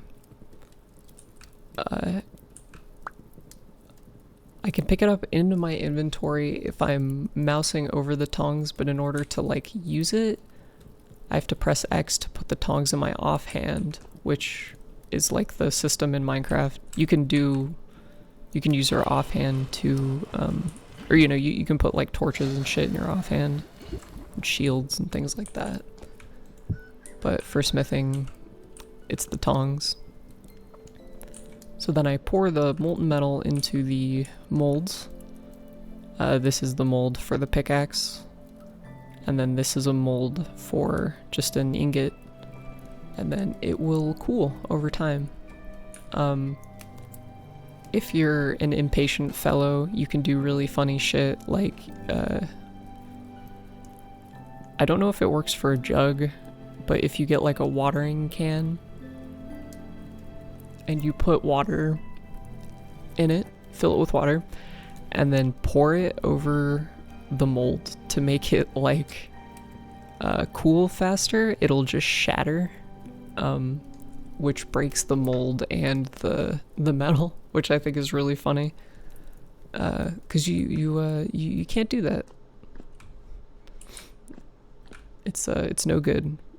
The metal has to cool on its own, which doesn't take very long. Like, it's already,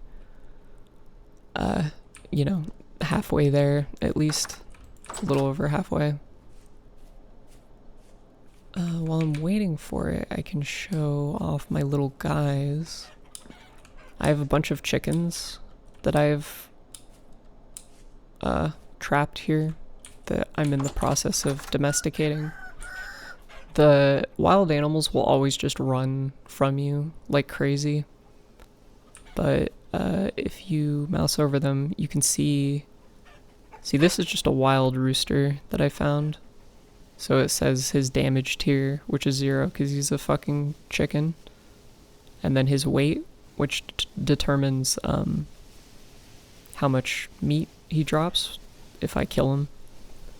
But these guys over here, it says generation 1 and the amount of portions of food that they've eaten.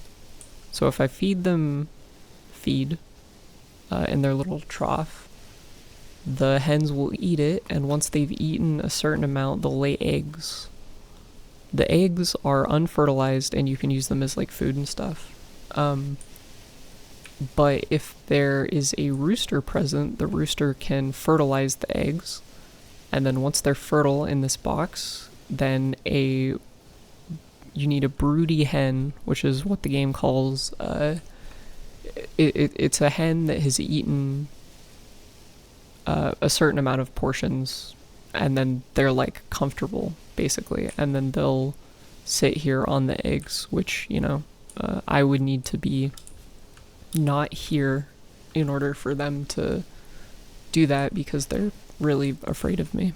But then once the eggs incubate, after long enough, they'll hatch into chicks that will mature, and then it keeps track of the generations because the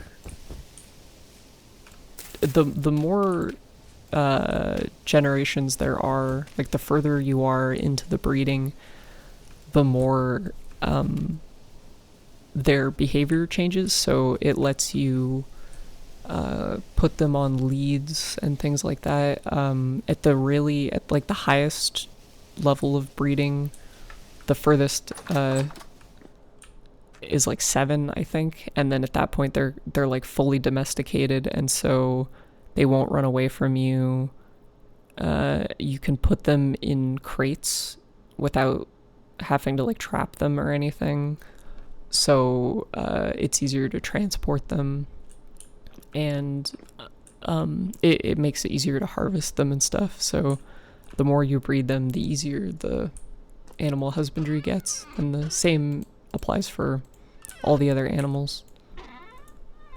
And then like the eggs you can get from the chickens, you can get milk from goats, which lets you make cheese and have milk and stuff. So it lets you fill out this dairy thing, which is very difficult. It takes a while to get to that point, I think, just because you have to build. I have traps that can hold the baby goats, but you have to find not fully mature ones specifically, and then you have to trap them and then put them in a pen and then have them mature and then breed them and so on in order to get their stuff. So okay, so here this stuff is already hardened. So if we take this, it is like a little pickaxe head, which, just like the flint tools, can be combined with a stick to then just make the tool. So now we just have a copper pickaxe. And then with the the thing is that you can only make certain tools out of molds. So they're the ones that I have here. So it's basically all the basic ones like hoes and shovels and hammers and axes, but in order to make more complicated things, more intricate things, like a knife, for example, we need to smith it out of bars. So, you know, you get the clay, and then you would make a anvil mold, and then you fill the anvil mold with a massive amount of molten metal. I think it's 1,000 units, which is like enough for 10 ingots. So it's like 10 tools worth of molten metal you put into the mold, and then you shatter the mold once it cools, and it gives you this anvil. And then you construct a forge, and then you know, you got like the ingot mold. Once you have the ingot, you put it in the forge, and then put a little bit of charcoal and then heat it up, and it'll start cooking. Much like the other handling the other things, you need to have the tongs in order to not burn yourself on the ingot once it's hot enough to be worked with a hammer.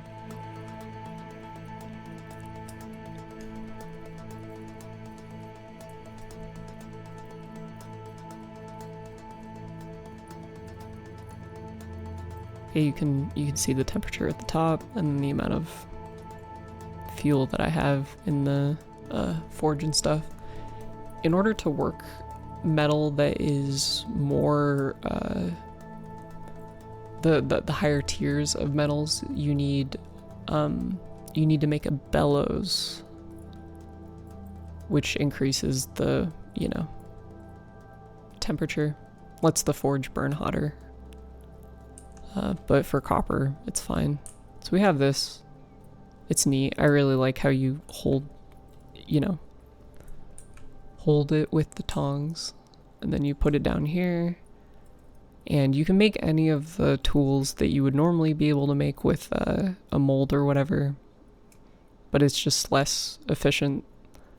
And then you have all these new things like chains and scales for armor, spears, saws for cutting wood, scythe for harvesting plants. Let's make some tongs, because I haven't made those before. I'm pretty sure the higher level tongs just have more durability. That was something that they added in a recent update. So now I have this hammer, and just like the other material working things, I have different modes. This one's a little more complicated, where these are directions that it'll go. So like upside down means that when I hit that, it moves down. Upside right means if I hit that, it moves right, you know? And then the one at the end is splitting, which is what you do to get rid of excess material.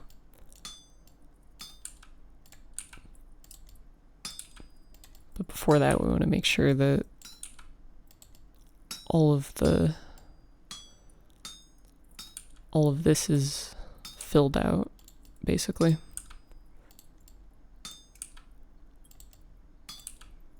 So you're kind of, you know, just like folding the metal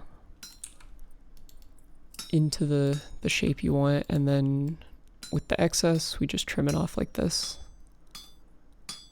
And this is something that, you know, I haven't done it very much, but you can fuck up tools by doing that. If you cleave off too much and don't have enough to fill in the spots that you're supposed to. So you have to kind of be careful with that. And then, yeah, you pick it up because it's still hot with the tongs, and you can place it in water to cool it completely. And then, yeah, these are just usable tongs in the same way that the wooden ones are, but I think they have a higher durability. Yeah, that's and then that kind of just like goes on like okay, so let's say for bronze working, I have these other things that I've prospected out. I can probably show the prospecting a little bit.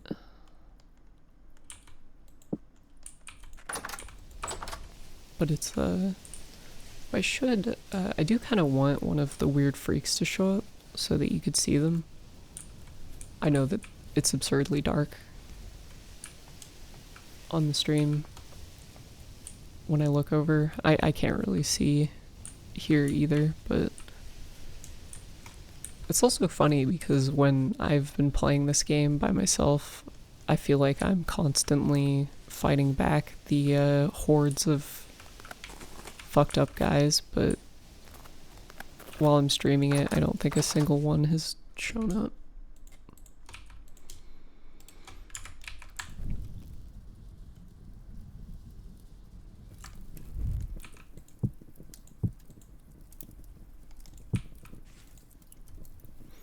This is just a wooden bed. The vibes on this are kind of peak. Yeah, dude, I'm glad you're feeling it. Yeah, yes. I'm glad you see. You understand the vision. It's all about, like, I feel like if you explained this game poorly, it would be like, oh yeah, it's a game about like menial labor or like very repetitive tasks, and that is kind of what it's about. But every step of each process is so fun and in depth and like kind of like mildly educational in a way. Like, I feel like playing this game and doing all these things has kind of given me a bit of a deeper appreciation for like how, you know, smithing and things like that work in real life. But yeah, oh, so here I have a cellar. Down here these are ceramic vessels that I made. if you store food in a ceramic vessel, it lasts much, much longer than it would in like a chest or whatever. And then if you put them deeper in the ground, it's a little colder, and so it'll make food perish even slower. So that's like your food storage that you can do. In these, I have this fruit press where you can put berries into it and then press them into juice, and then you can ferment the juice into wine, which lasts for a very long time. So I have this wine that I can drink, and it's not like super dense in nutrients, but since berry bushes don't yield fruit in the winter, it's kind of, you know, it's like your wintering choice. And yeah, I'm a little drunk as shit. I'm basically like almost completely out of food, which is really funny. I had like just enough to last me through the winter, which the winter lasts quite long in this game. And you can still find stuff, but it's mostly just animals, and they're less abundant than they would be during the spring or whatever.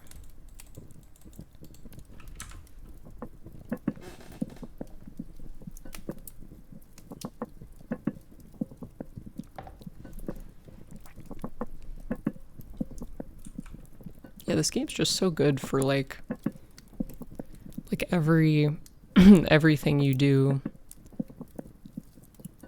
It's like they struck this really good balance between things taking a long time in a way that makes it feel grindy, and things taking time at all, in the sense that, like, when you're cooking food and you're waiting for it, it kind of forces you to slow yourself down just a little bit and kind of take in the vibe, right?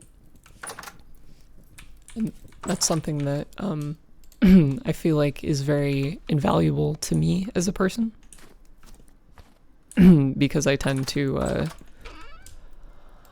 be very wired all the time and kind of in like a hurry. Especially when I'm playing games. But yeah, okay, so let's go prospecting. So the way prospecting works in this game is you need a pick, a special pick for it. The prospecting pick. I have a bronze one, but you can get a copper one as well.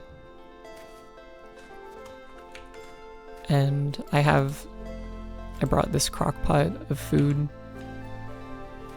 because there's no foraging to be done at this time of year. I go find a spot over here. It's basically the prospecting tool has two modes similar to the other tools with their other modes, or like, you know, the clay building and the hammering and stuff.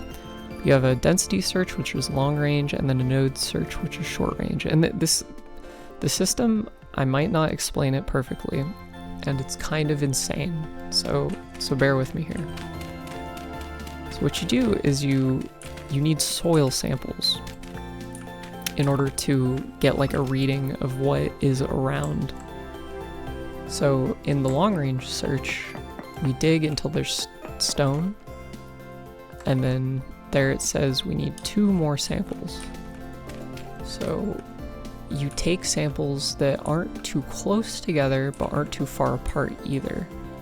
I think the distance is 4 blocks in any direction is like acceptable. So we'll try that.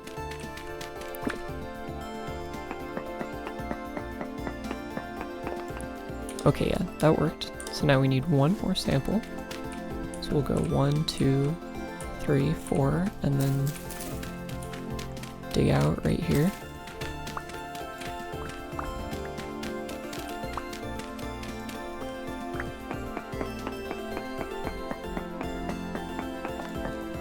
Okay, so we have a reading, and then that automatically pops up. I think it originates at the first sample that you gathered. And yeah, they found 3 traces of ore. So there's some chromite, bismuthinite, and cinnabar. Bismuthinite is like raw bismuth. All the other are, you know, just like the elemental names for the fucking raw metal. And then if you go into the, since it pops up into the chat log, you can open it up and then you can click on them as hyperlinks and it'll tell you a little bit about it, like what you can do with it. So this is like, hey, you can pulverize it into crushed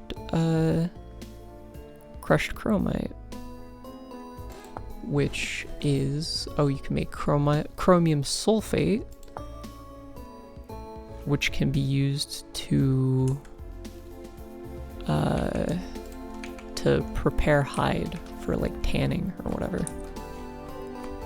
So what it means when it says decent or very poor, those are like quality readings.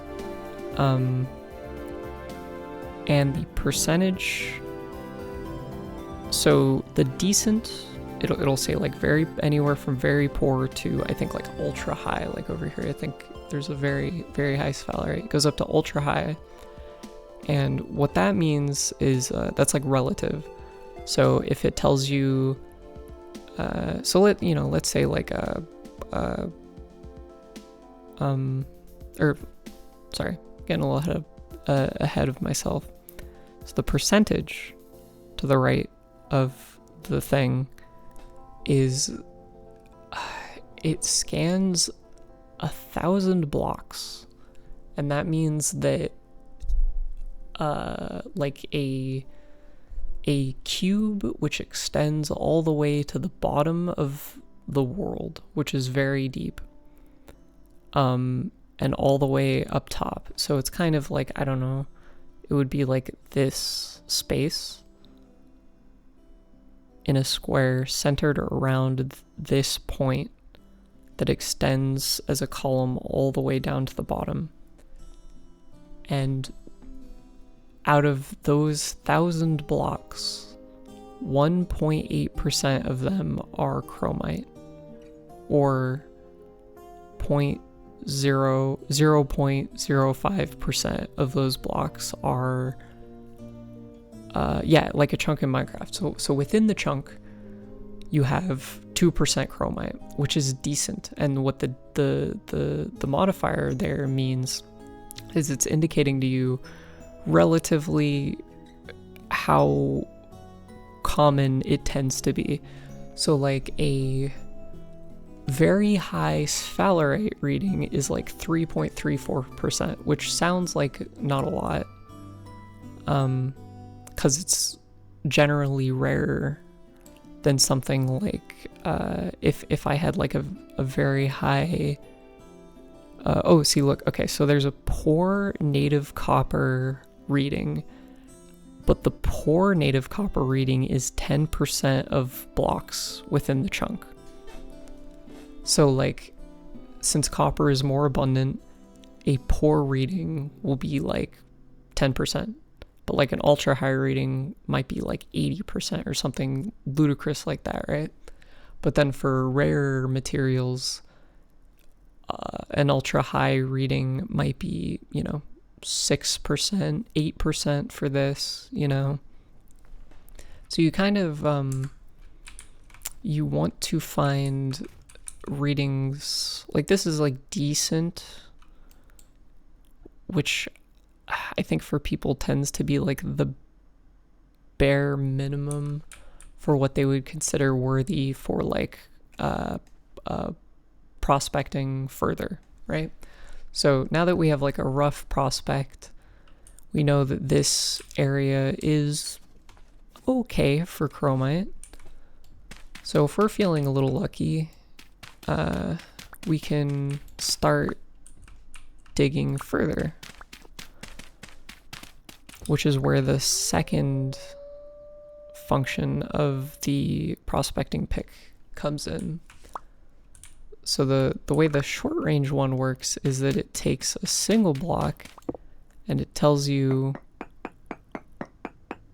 if we just mine it out, no or node nearby. So what that means is that in using this block as that we just mined out as the radius, I think 7 blocks in any direction, so to the sides, up, and then down, it did not detect any ore, right? So then what you would do for, like, if you're developing a mine, is you would start digging down, and then every 8 blocks or so you would take another reading. So, like, the thing people tend to do is bring a lot of ladders so that they can climb out of the hole easier. But since this save is probably gonna get annihilated anyway because of the update, I'm just gonna dig straight down.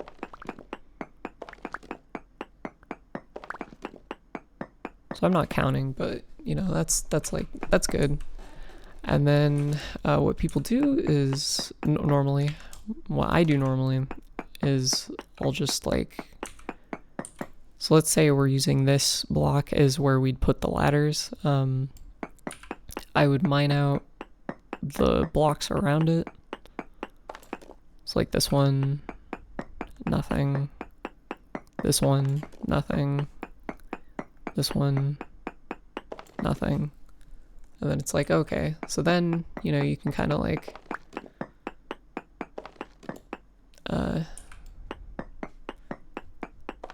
then you know, go down another 8 blocks or so. And then you repeat.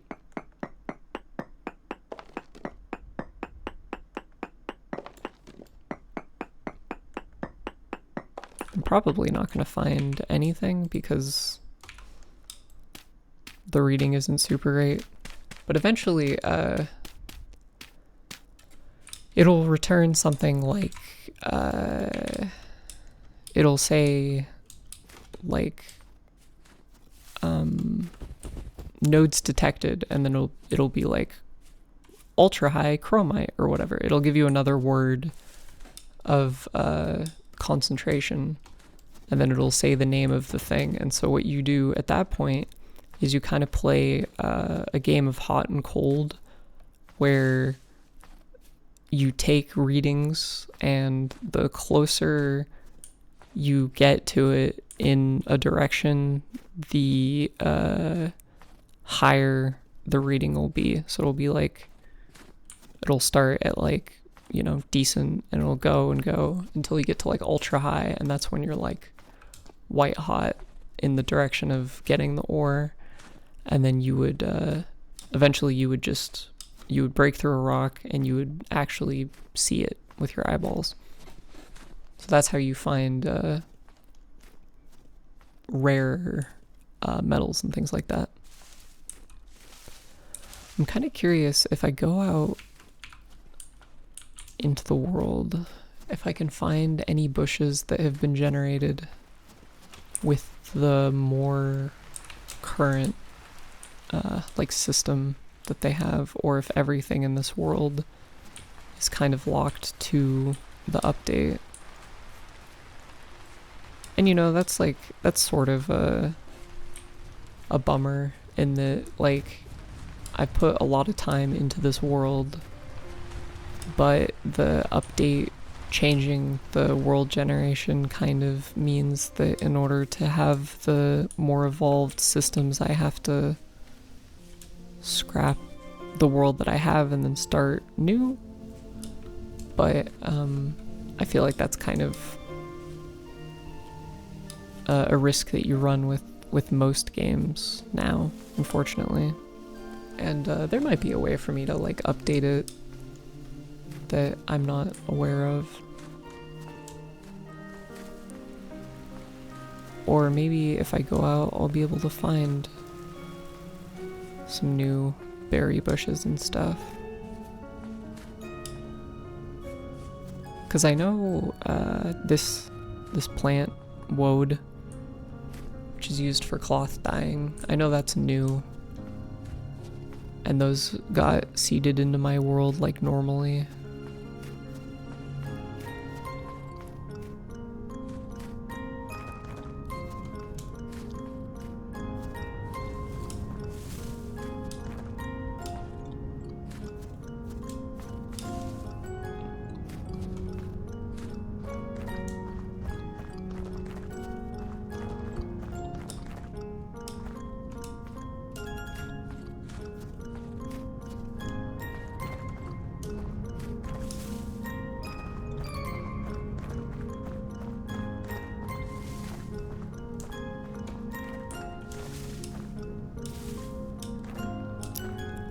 I do like how they changed the bushes, the berry bushes, to have like a different look to them, because before it was very easy to, like, they basically just looked like this, like normal birch leaves that show up in bushes. So it's kind of cool that the newer ones are more distinct visually.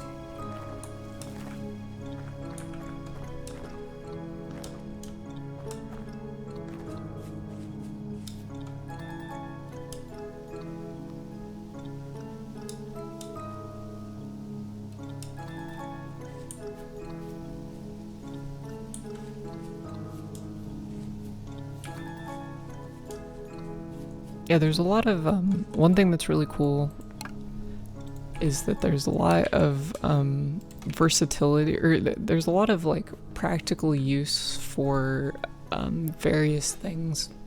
So like, even these seemingly random flowers, like horsetail, like Minecraft puts in a lot of wildflowers like this, and they kind of don't do anything other than like maybe being useful for dyes or like decoration, which is cool, you know. But it's like these lilies, since they count as like a flower, they're really helpful for bee stuff. Oh, I know that's something that's in like more current Minecraft that's kind of cool, but like this horsetail you actually use for making poultices, which are like the healing item. Ooh, there's a bunch of boars over there. Some plants, wild crops. So yeah, I spent a lot of time like foraging in this way, like kind of going out and finding these guys and hunting them, or collecting seeds from wild crops, which is very satisfying.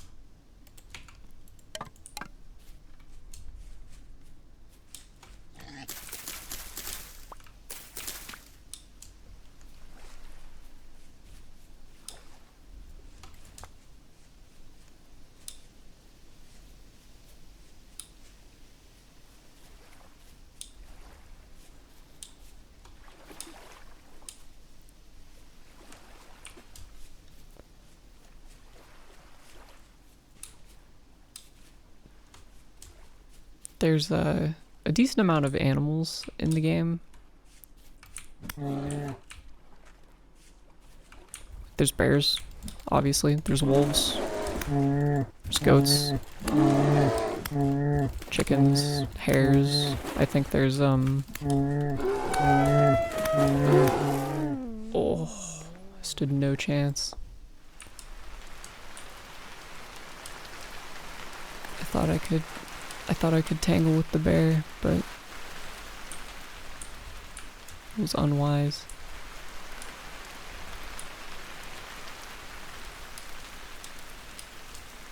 Yeah, I'm not seeing like any bushes or anything like that. Berry bushes.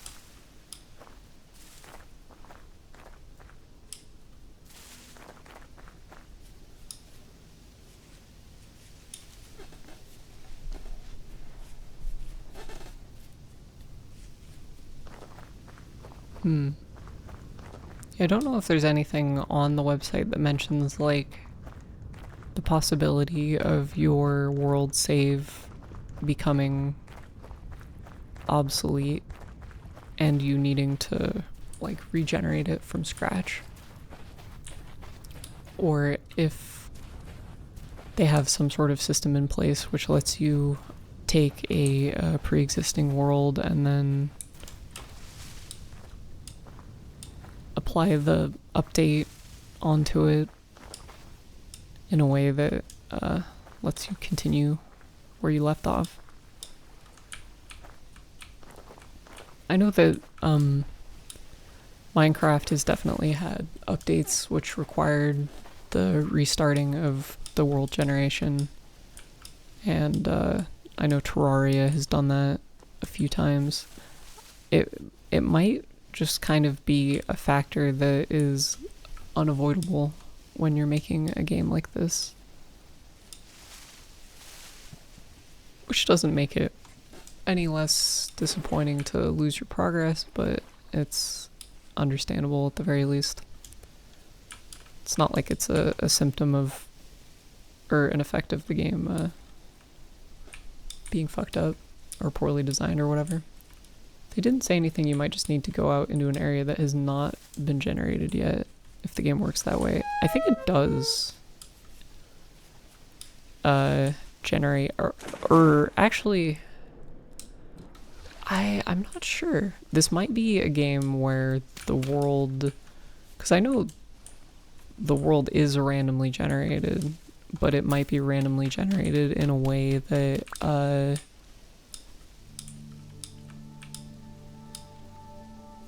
like you generate the entirety of the world when you create it, kind of like Terraria, because the way the biomes work is really specific. It's not random like how it is in Minecraft so much, because the climate of it, from what I understand, it basically generates like a planet, like a globe, that the climates vary based off of their position to an equator and to the poles of the world. So like, I'm in kind of a temperate place, but if I were to continue going south or north, I would eventually hit either a pole of the world or an equator.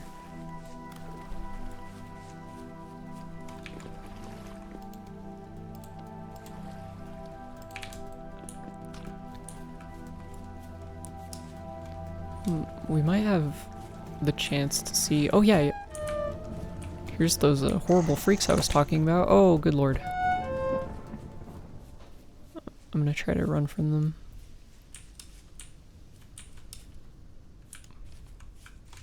Oh. Oh, oh no.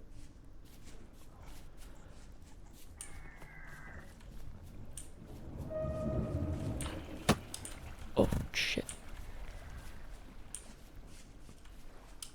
That thud is the sound of, the ranged fellow. There's one that shoots arrows at you. Unfortunately, I died in water, so the torch that I had to see is completely extinguished. Oh, hey, boar. Not too concerned with the boar currently.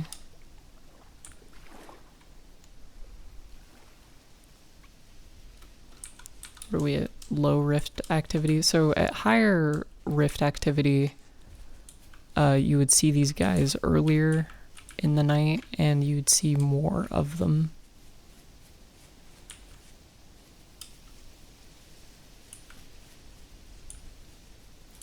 And it I think it narrows their spawning condition too, the higher the activity is. So it's like, if there's like a certain amount of light that would prevent them from spawning in like an enclosed space, then at higher rift activity levels, the amount of light that you need to prevent them from spawning would increase.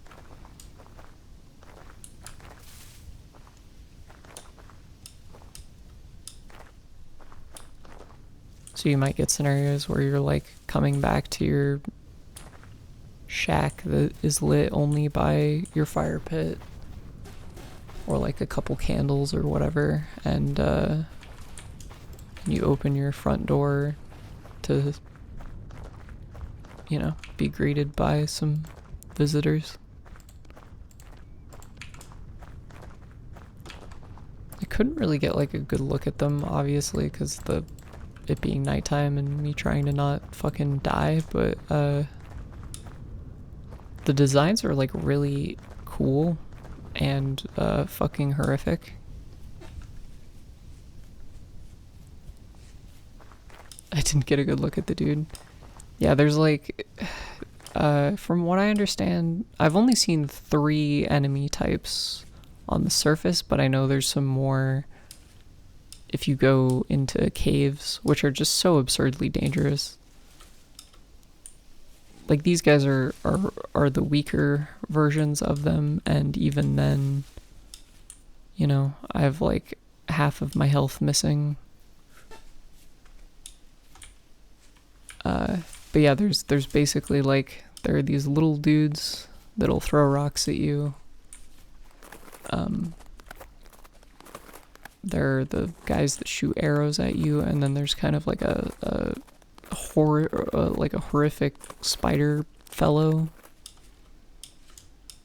who shambles around. See, sometimes they spawn in here.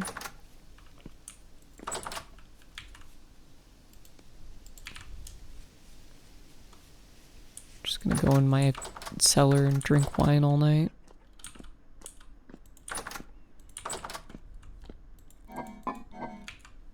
Do I have enough for...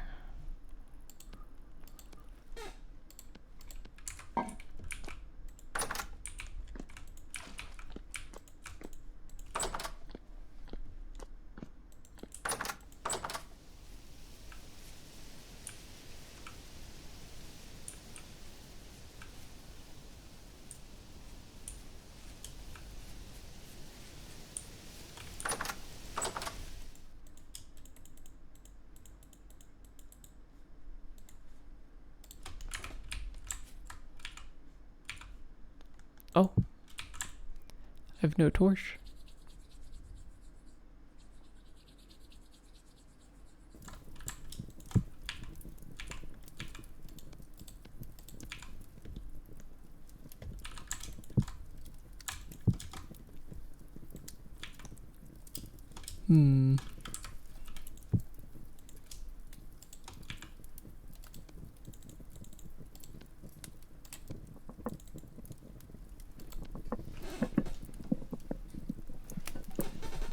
Definitely running out of food. I could plant some stuff. I think it's warm enough to where I can actually plant crops again.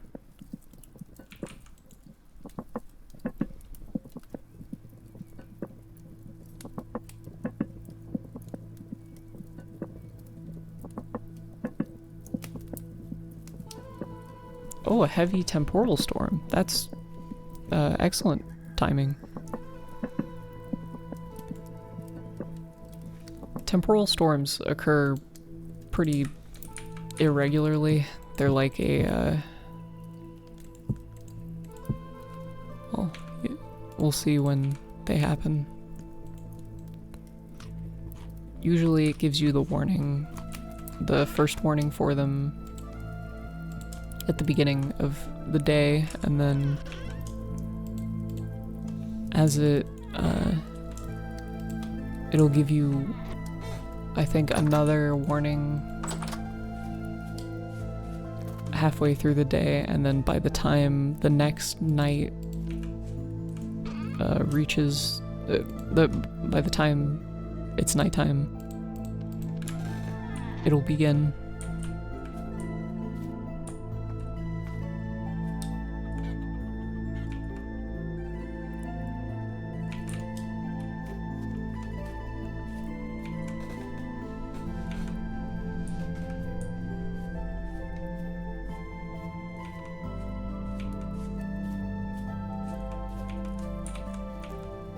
That'll actually be really good too for showing off the fucked up guys, because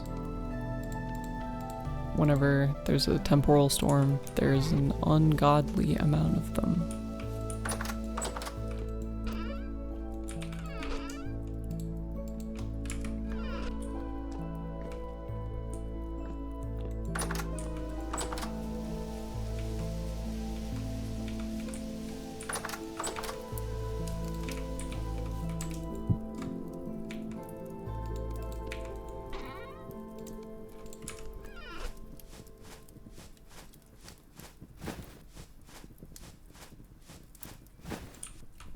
So I have some like poultice bandages that are pre-made out of like a reed cloth, sort of like papyrus material. You can also make them out of linen, but linen is much harder to make.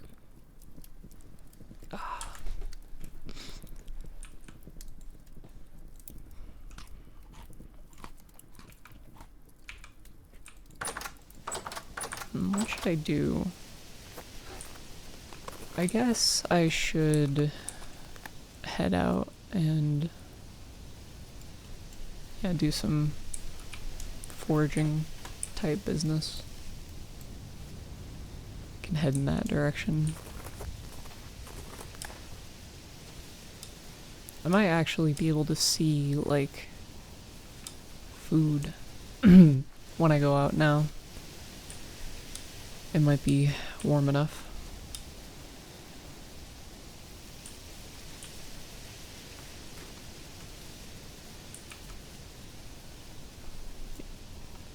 Yeah, I don't know.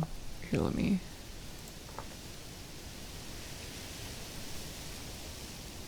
I hope that's audible, but there's kind of like a...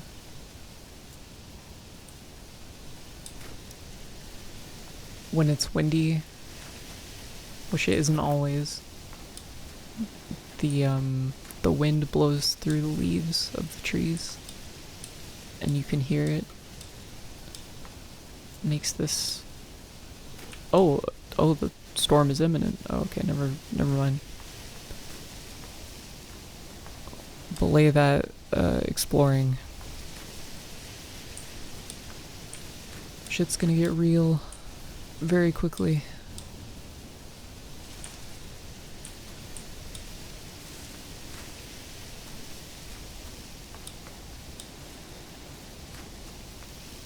I've never actually had a heavy temporal storm happen, so I'm curious what the difference will be.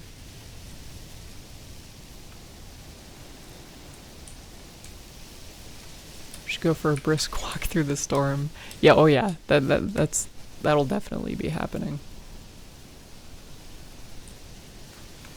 I know for a fact though, if I'm right here and I take a seat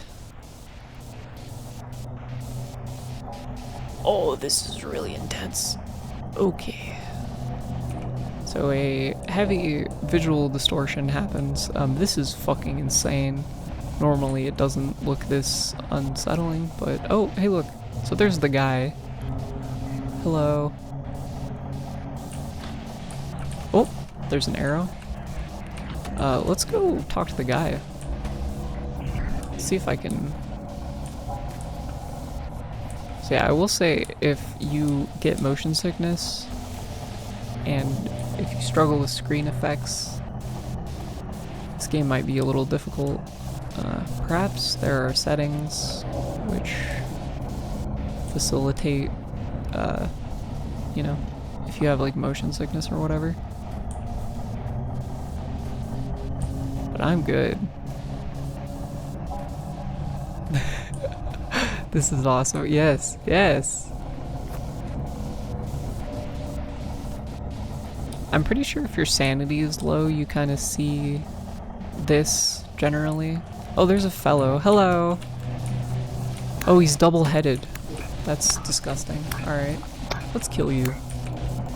I don't think you should be around anymore. Oh, fuck. Okay. Nope. I'm running.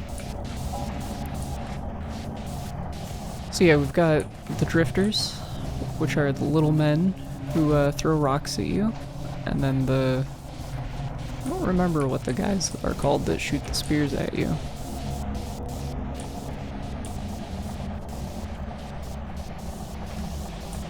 Also, I don't know if you can catch the guy, or if he's just like, if he's just always in the horizon. I kind of hope I can catch up to him. That'd be sort of cool. Oh, God.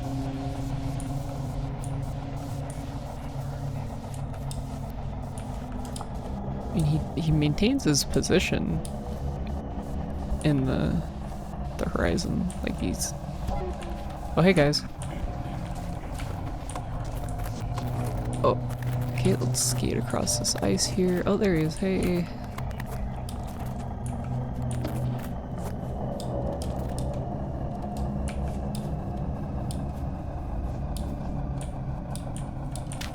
God, I remember the first time this happened to me, I fucking felt like I was gonna cry. Oh yeah, look at him. And you know, you've got like the gears.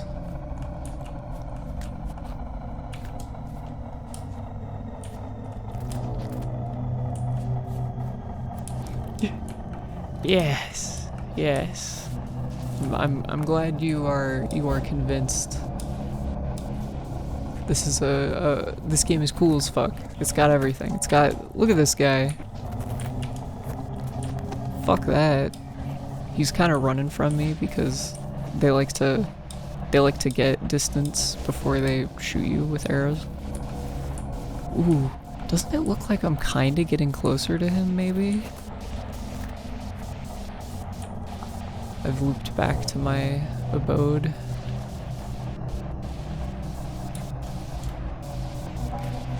Yeah, that's so you buy this, you can buy this at vintagestory.at. They have their own website and everything. It's a little annoying to get going at first, but if you persist through the process, I guarantee you will not be disappointed. This is very high quality, this game. And it's got a little something for, you know, if you're like me and you're a weird freak about nature, it's got stuff for you. And if you are a type of freak who's really into horror, they've, as you can see, they've definitely got some really good stuff for you too.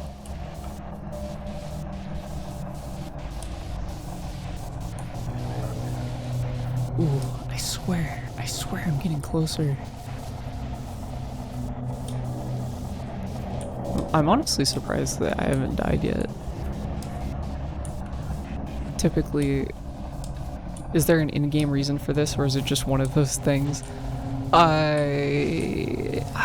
In terms of there being a cause, like something that is happening in the world, I have no fucking clue. As far as I'm aware, this is just the world that I live in, but I do know that there is a, there's sort of like a main quest line that they've written out.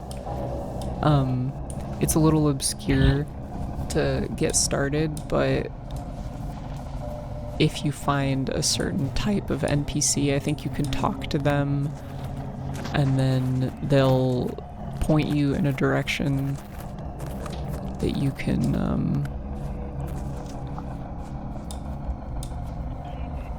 like learn more about the world and why it's like this, and perhaps a little bit about these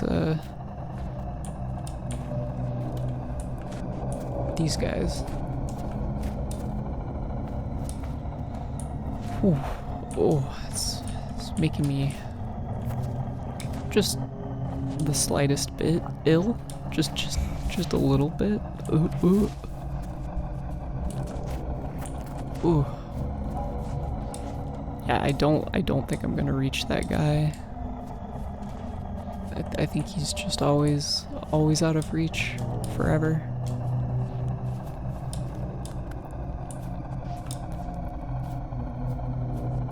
Oh, this is fucking me up. Oh, hey. Oh, wait, actually, I need that boar.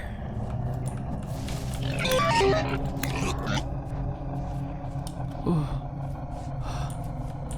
Me hunting a boar in my feverish dream that I have every night.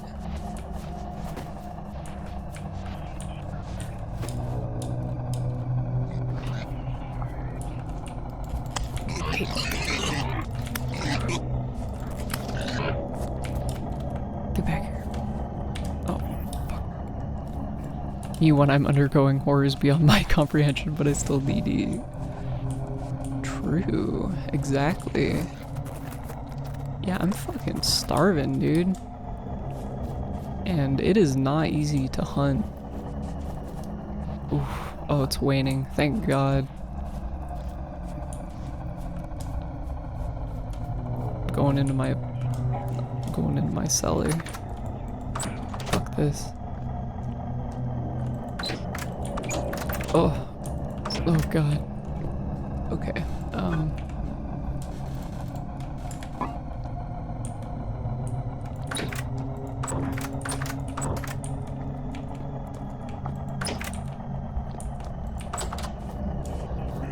Hey guys.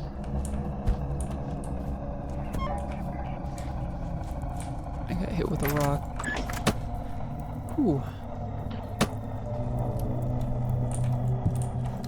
Yeah, that was a pretty relaxing day out, I think.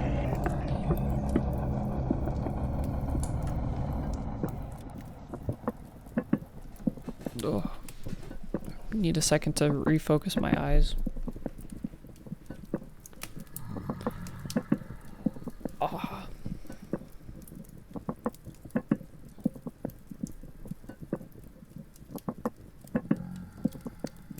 Ooh. Oh, okay.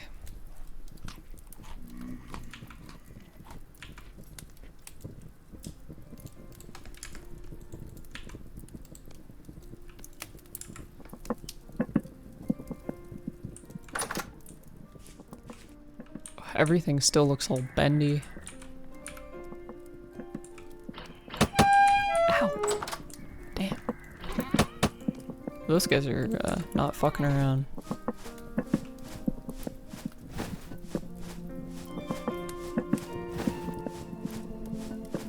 And now we're back to the very peaceful, nice music.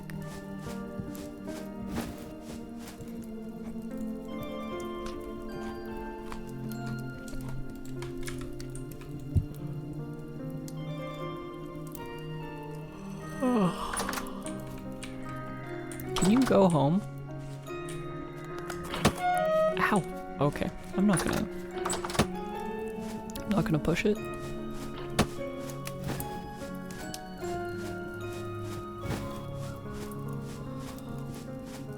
It's like the celery man skin.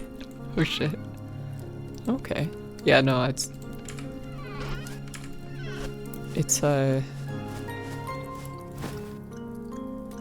having these guys outside is such a fucking pain in the ass because I think they do go away.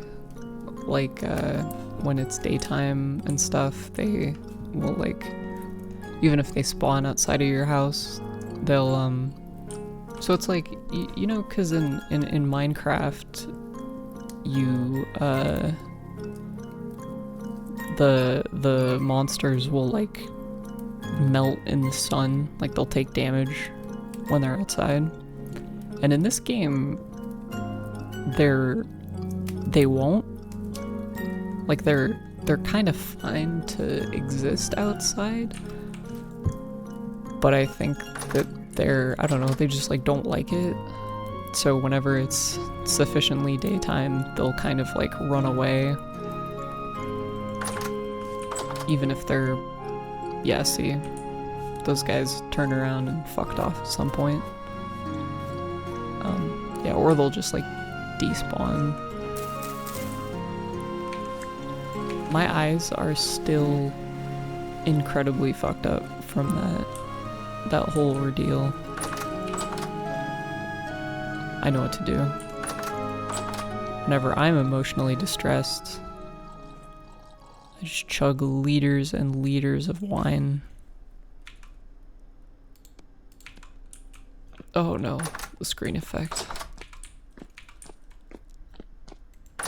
It's reminding me of the horrors.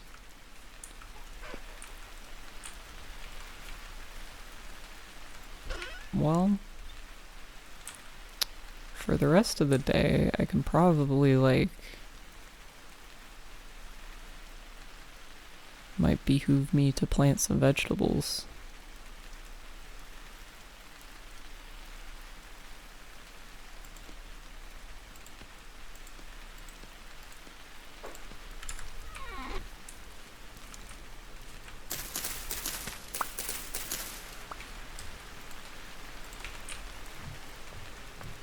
I'm always saying this.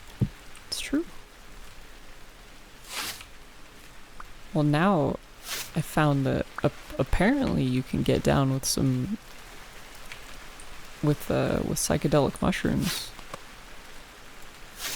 which is pretty incredible.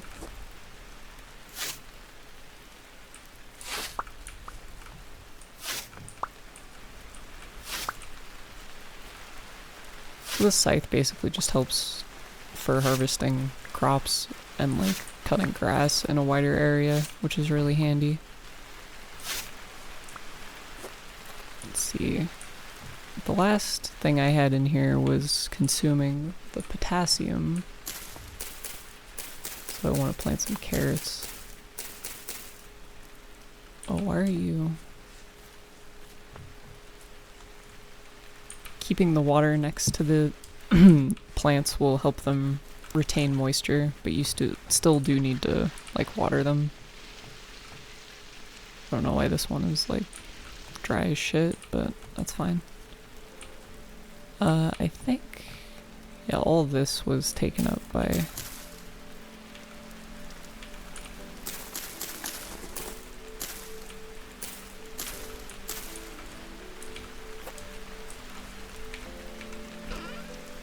do I have anything else that's... I can probably plant these.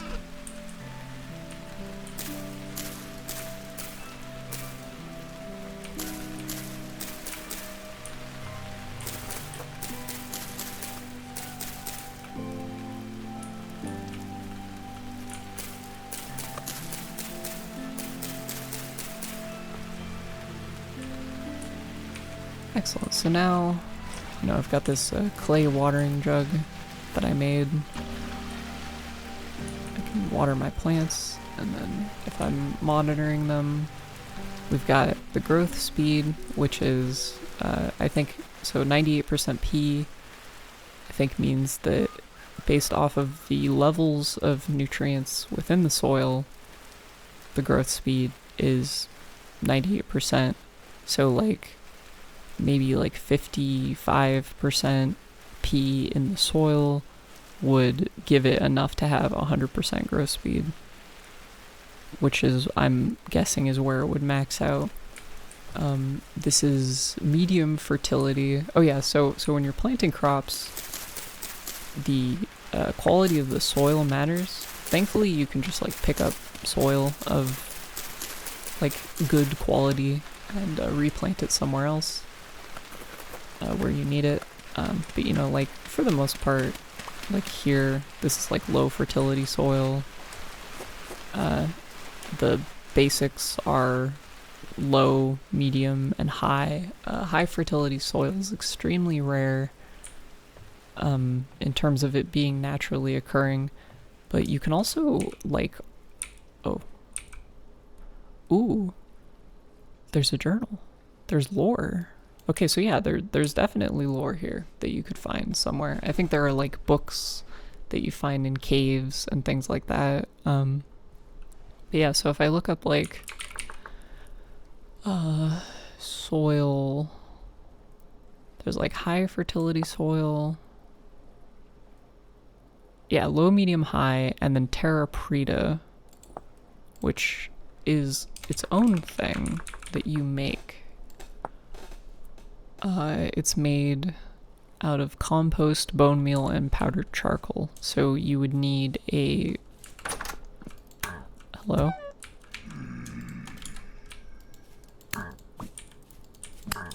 Fuck you.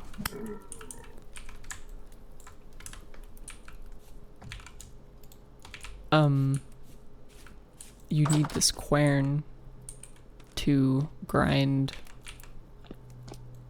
bones, which you get from the corpses of animals, and then compost. You need to grind charcoal, obviously, and then compost, which is obtained from whenever food spoils, it leaves behind rot, which you can put in a barrel like this and then seal it, and if it's sealed, if it remains sealed for 20 days, it will turn into compost, which you can just apply to the soil to increase the nutrients by the values that it says right there, but it's much more valuable as for creating terra preta, which is like the highest quality soil that you can get in the game currently.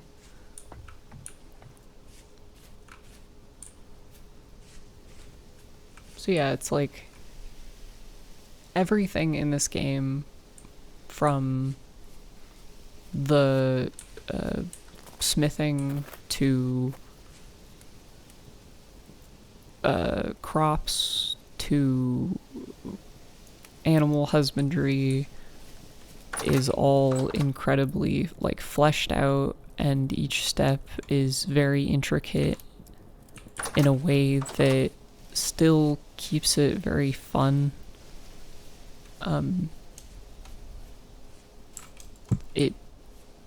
It's a game that doesn't, it's very inviting. It doesn't have a kind of like arrogance to it where it expects you to understand a bunch of dense concepts without explaining them to you. It has this very fleshed out survival handbook which tells you everything you need to know about everything. So like if I go here to smelting, it'll explain much more succinctly and effectively all the things that I've been talking about as I've been playing today. And yeah, we've got this little bit that talks about making a bloomery, which is constructed out of a special type of clay, and then that allows you to make iron, and then there's like steel making, which is requires you to build a cementation furnace. Requires around 65 blocks of refractory bricks, which come in different qualities. Each tier is more robust against heat damage. You need 6 refractory brick gratings and a solid or windowed iron door.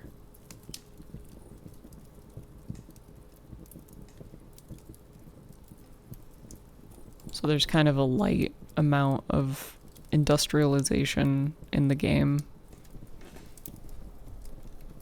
And it has this really cool, there's like insane mechanisms. It's not something that I've fucked with at all, but there's mechanical power, which can let you automate certain things, and you can make windmills, which can power like granaries and things like that. This game is filled with shit. Automation. Oh yes. Oh, I forgot to mention the third type of freak that this game appeals to, which are the people who are really into automating things. It's not like, I mean, obviously, it's not fucking Factorio. Like, you're not gonna have like an assembly line where you put in raw materials and out come fully fabricated tools, but my favorite way to play Minecraft is to make it so that the game no longer needs me for it to function. It's not quite that advanced, but it's like, if you look at the mechanical power entry, it talks about some of the things, and this is kind of a new system. So honestly, I'm sure that as the game goes on and they add more stuff into it, there will be higher degrees of automation. Satisfactory is my favorite survival crafting game. Well shit, your new favorite survival crafting game should be Vintage Story.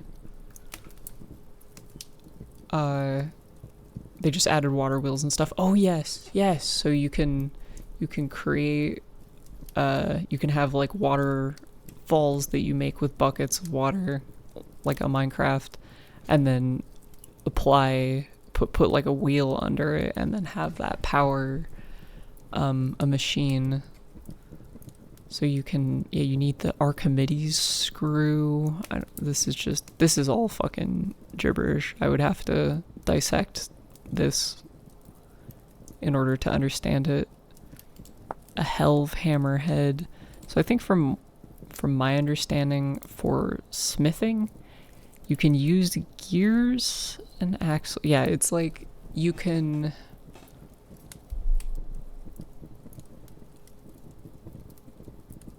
attach the hammer to its base. You can add a brake. So like there's like foot pedals, or like pedals that you operate with your hands. The hammer will it'll automate smithing metal plates. It'll refine iron blooms into ingots, and then hammer do the same thing with steel into ingots. Yeah, tools and weapons cannot be smithed using the helve hammer, but you can basically make an assembly line where you put in raw materials and then it produces ingots that, you can just smith into tools yourself. And then you can mechanize grinding things, milling things, which I think if you mill grain this way, you can mill into flour, and then there's like baking. You can make all sorts of baked goods out of the flour, like bread and pie, stuff like that. Large wooden gear. Oh yeah, this is, you can't really get a good sense of scale, but this is fucking huge. And can speed up rotation with weaker torque, or slow down rotation with stronger torque. can bring together torque from several windmills or other power sources and like consolidate them together. You can use a transmission with a clutch next to it to temporarily interrupt a power train. So I think that's how you'd add like switches and things like that for turning it on and off.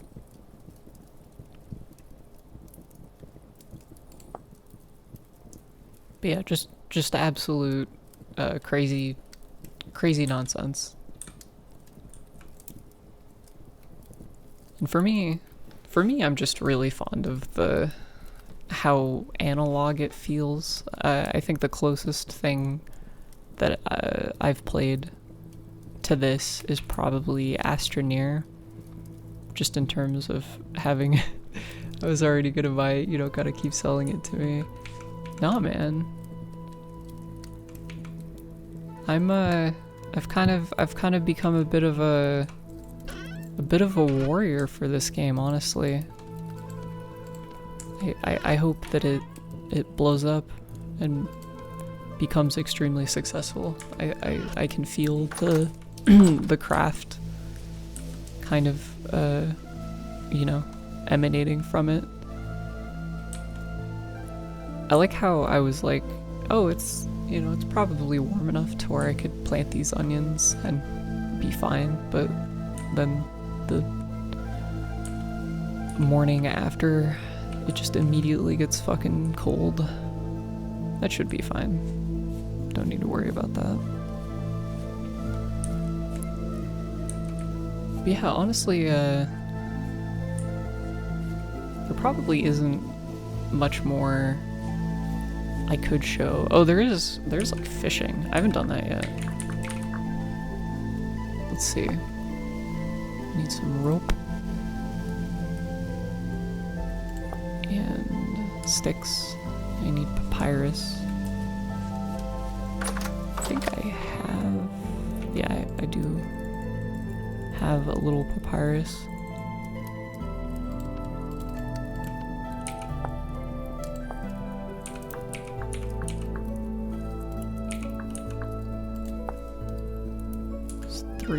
Three rope.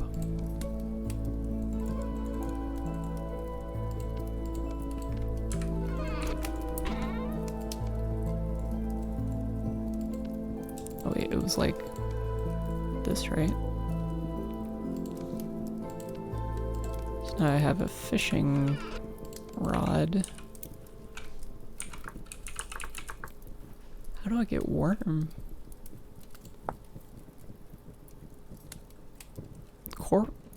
Coprolite? What the fuck?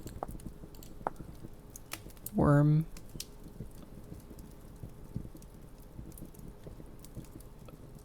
Oh, I need a grunting stick. Okay. Copper knife and the stick.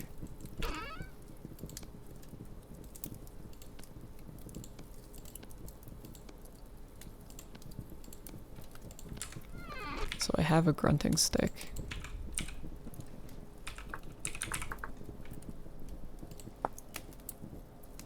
After a day on average, perishes into dead worm.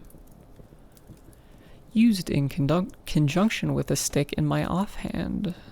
Control and right mouse on a patch of bare soil. The sound of the stick being run along the ridges of the grunter makes vibrations that are to a worm, similar to a mole, scaring them to the surface. Not every block of dirt will have worms.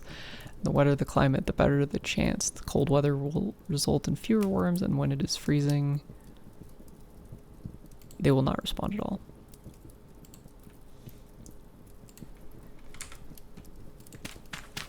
Okay.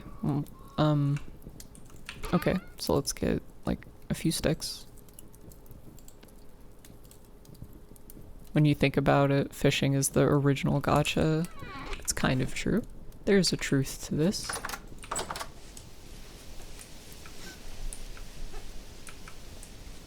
You don't have to...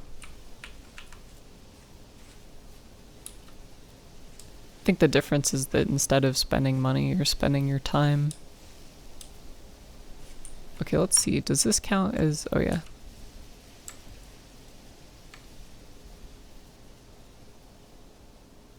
Am I doing it? Oh, the ground is frozen. Worms won't come out.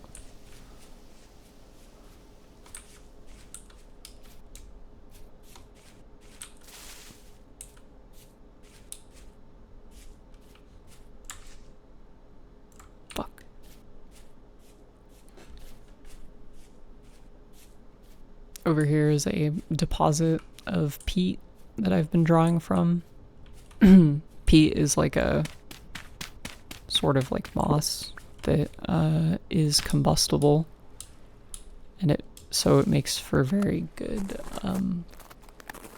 fuel for fires.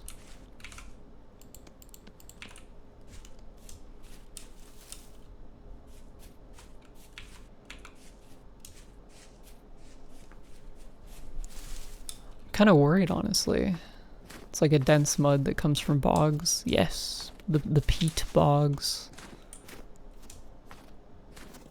Yeah, I wonder how combustible it is in real life. If it's something that you can like burn for fuel.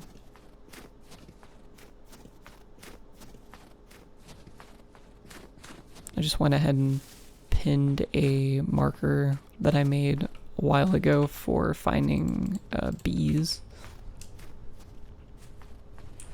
Unfortunately, right when I found them, I was unable to domesticate them because it got too cold. And so they became dormant. I believe it has to sit and dry for a while. Kind of like seasoning firewood. Ooh, that makes sense.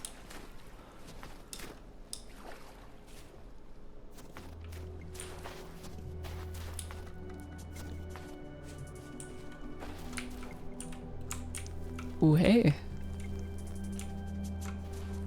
Hey, buddy.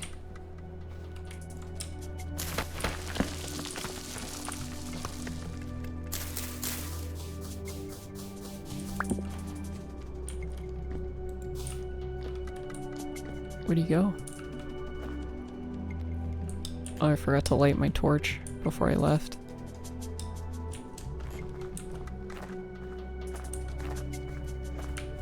Whoa, whoa, whoa!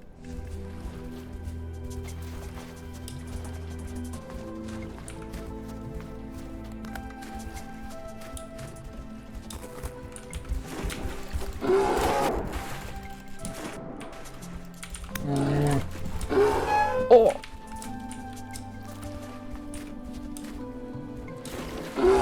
Oh, fuck. The fucking bear.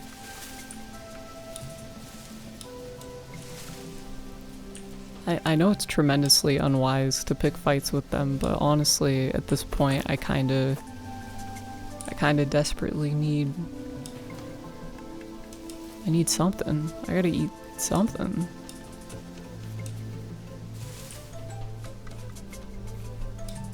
I wonder how often the early humans were doing shit like that. Just like so desperate for food that they're like, I'm just gonna throw myself at like a bear or a pack of wolves and see if I can beat them.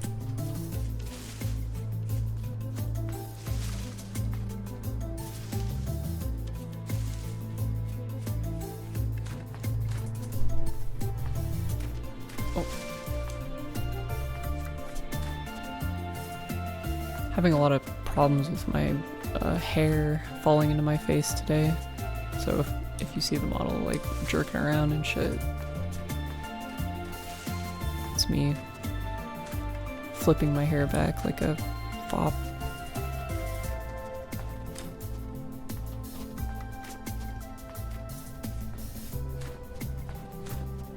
Hopefully my stuff isn't too bad. Ooh, game hitched a little bit. Hopefully my stuff is isn't too difficult to get. Should be fine.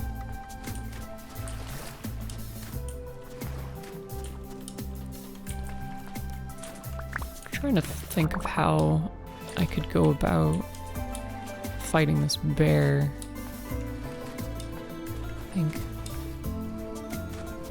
Hey, what's up? Oh, unwise. Oh, his behavior is so hard to predict.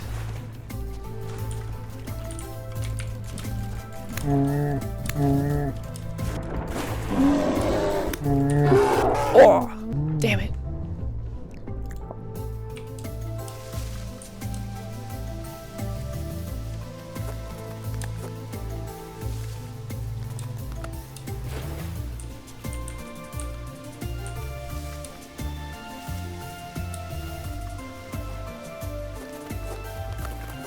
This bear is most definitely fucked up and evil.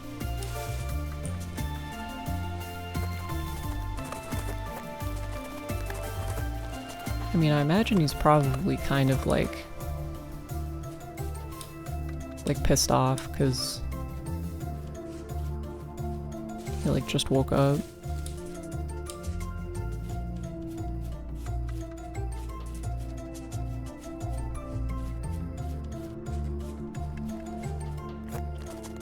And he's like hungry.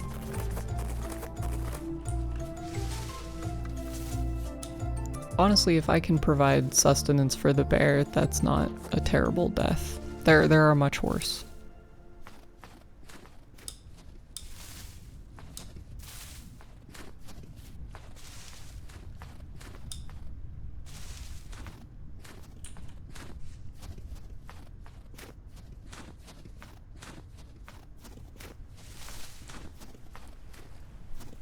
Yes, exactly. It's all about giving back to nature. I feel like one of the coolest things... You can do two really cool things with your corpse once you've died. And one of them is donating your body to science so that medical students can probe you for learning. And the other is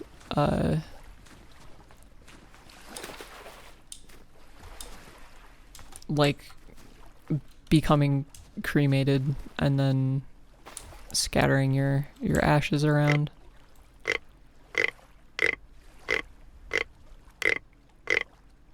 Hello, I'm a mole.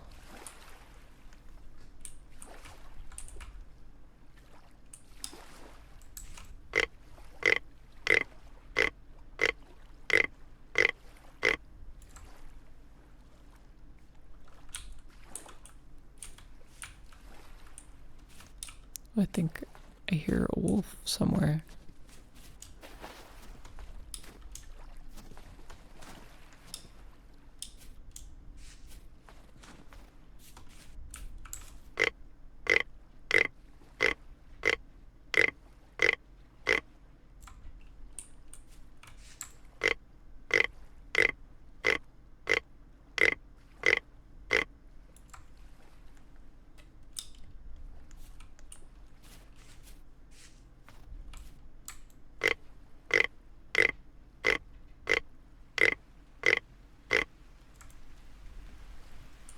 Where are the worms at?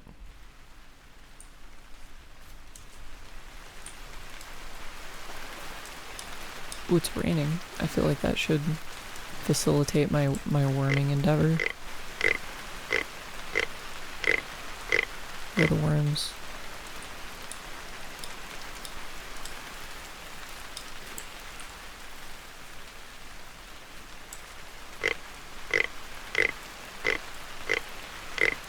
I wonder how I'll know. Oh, hey.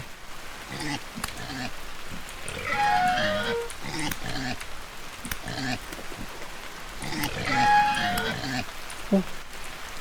Oh, this is perfect. Awesome. Well, that's like just enough. And then, yeah, so if you take everything from an animal or whatever, they'll the corpse will turn into a pile of bones that you can then break to collect their bones to use for tool making and some other stuff, like making bone meal.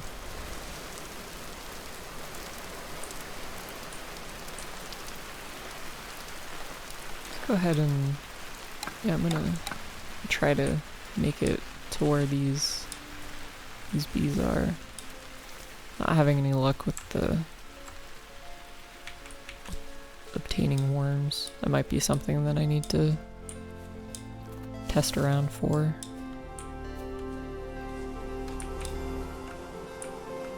Ooh, okay, so the bees are out. They're finally out. And I believe that if I get some like flowers,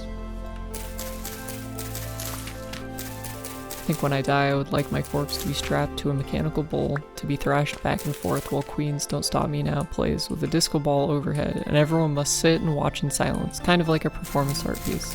I think that's a pretty beautiful way to go. That's that sounds like something Harry Dubois would say in Disco Elysium. The really high conceptualization art caught. I think using your body for an art piece is pretty good. That's like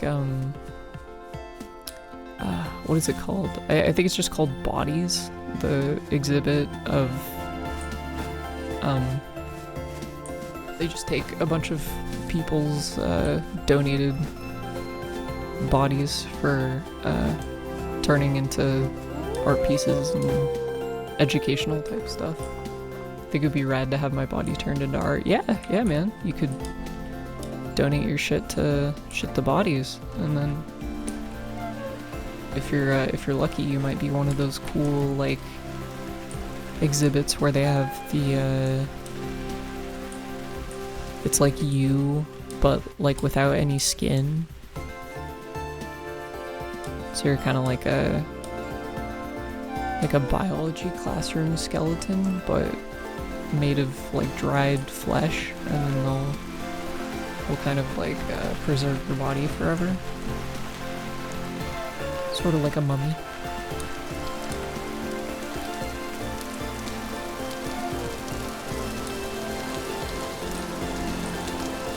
I think that for me, I would definitely want, well, because I'm pretty sure that, like, I don't know about the nutrients that are in, like, cremated ashes, like, because I think that, like, too much ash can be bad for soil, but I would want my body to be turned into some sort of fertilizer. I think that would be a cool use. I just feel like if you're, like, obviously I like understand the ceremony and like hundreds of years of cultural weight that go into, that are like responsible for why we do burial rituals the way we do them, but like I feel like it's kind of a waste to put your shit in like a dumb box and then take up a bunch of space in a cemetery, or even to like turn yourself into ash and then put yourself in like an urn or like a box that just kind of like sits somewhere, and then it's like, oh hey look, it's like the grave that memorializes you or whatever, but it just kind of takes up space, and you don't need to have like a physical, like your corpse doesn't need to literally be there in order for you to be memorialized, you know? So I feel like it's kind of just kind of a waste. There's a lot of cool things you can do with your body, and being precious about your corpse after you're dead, I feel like is kind of short-sighted. But I get that there's a lot of complicated stuff tied into it. Ooh. God, that meat stew is so incredibly valuable.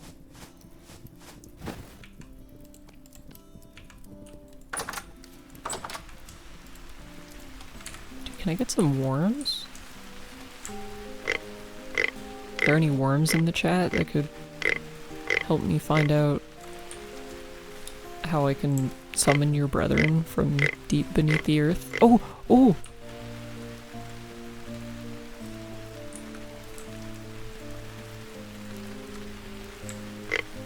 I'm warming.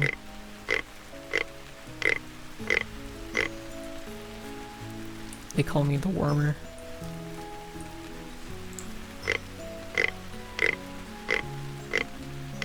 Probably need like a couple worms.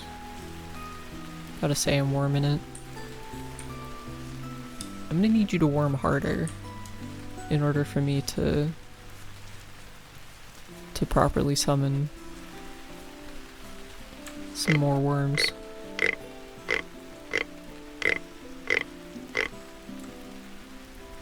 I loved the way it looked was really fun. How he crawled out of the earth like that. I gotta say, I'm fond of it.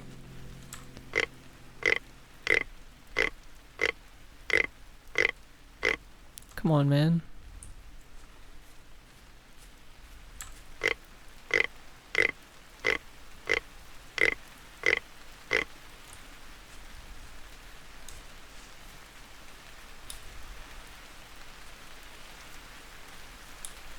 Oh, I guess it's called a grunting stick because it's trying to mimic the sound of a mole grunting. Oh, hey, look. Now we're warming it. If I get like a couple more, or maybe just we'll just keep doing this until the stick is depleted. Dude, this is kind of awesome. I wonder if this is real. There are many things in this game that I'm I'm left wondering how real they are.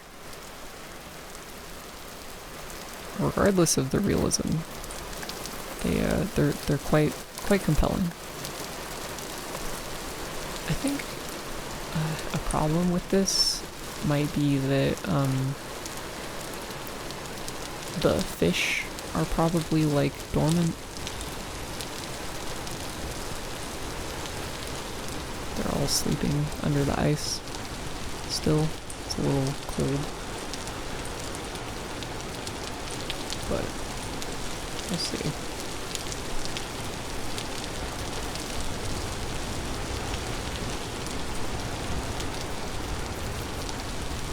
I wonder if I need to like see them too. Like if there actually need to be fish within the water in order for me to catch them. I kind of expect that to be the case. Just based off of how this game tends to treat things.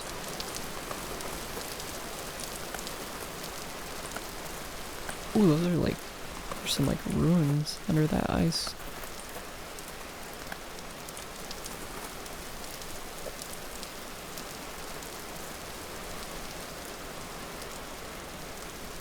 Oh wait, I didn't warm it.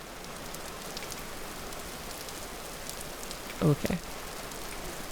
Now I'm warmed up. Warmed up on a Monday. Now I can cast my fellow worm. Ooh, I saw a little guy swimming around over there under the ice.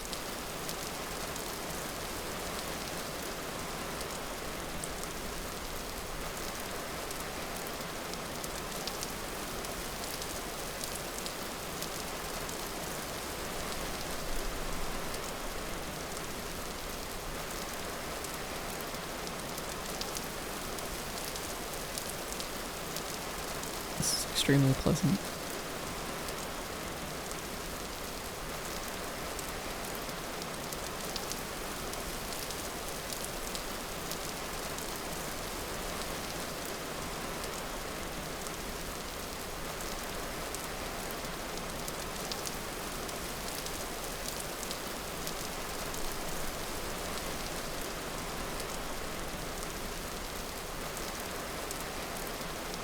this is truly what life is all about.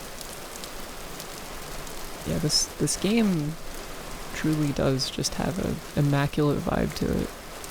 Can I... Okay.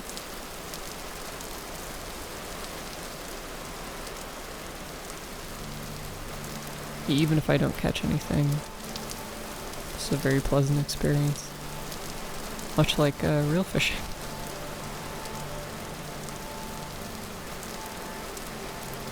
Burn. Oh, okay. I thought it said bait duration 10 seconds. But it's for if I burn it.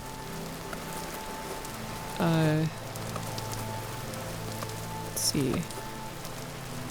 Maybe if I can, like, find where some guys are.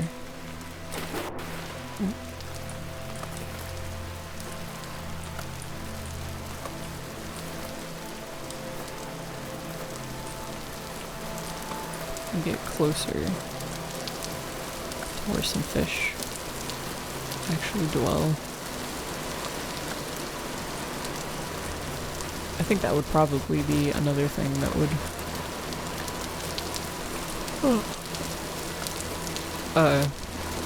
having a clean world generation would be good.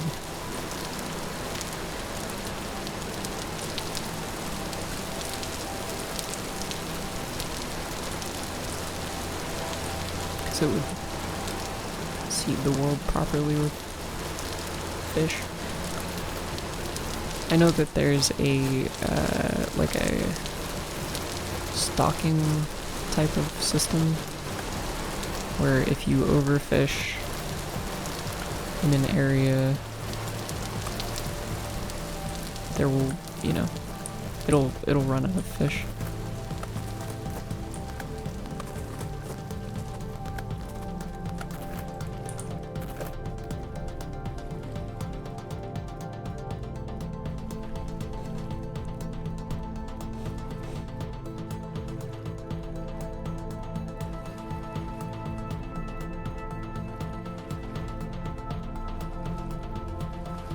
Ooh, I keep seeing, so there's like a guy over here.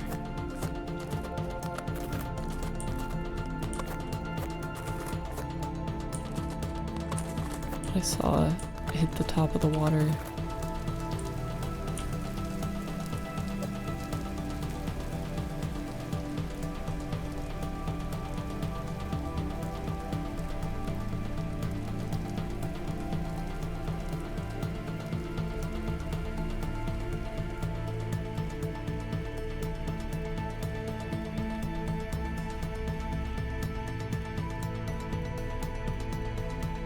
It's a very intense track for leisurely catching fish.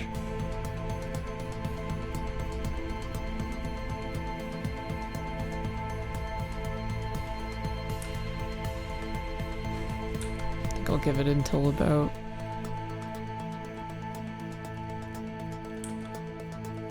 perfectly intense. It's got like a Sega bass fishing sort of high energy quality to it. I think I'll give it until like 8, and then once it gets to be that time, I'll go back. I think my least favorite part of fishing is when you actually catch a fish. I like just sitting and drinking by the water. I agree. My boyfriend is very he's a bit of an angler. Comes from a family of people who are like pretty good at like catching fish, like going out and actually like just getting a shit ton of fish, whereas I grew up with a family who was very much not adept at it. I think it was like most people, where if you went fishing, it was to do it very inefficiently, and then occasionally you'd get lucky and then catch a fish. I do like catching the fish just because it's like food. You know, it's like delicious food. But when you're doing like really active fishing, like trolling from a boat, I feel like it gets kind of like annoying. Like you have to pay a lot of attention to where the line is like catching on to things, and you have to reel in and cast back out like pretty frequently while you're doing it. It can be a very like active thing, which is like what you need to do if you're like really getting the fish, and you can get a lot of fish that way, which is cool. But I agree that the best part is just kind of being out by the water and getting drunk and stuff.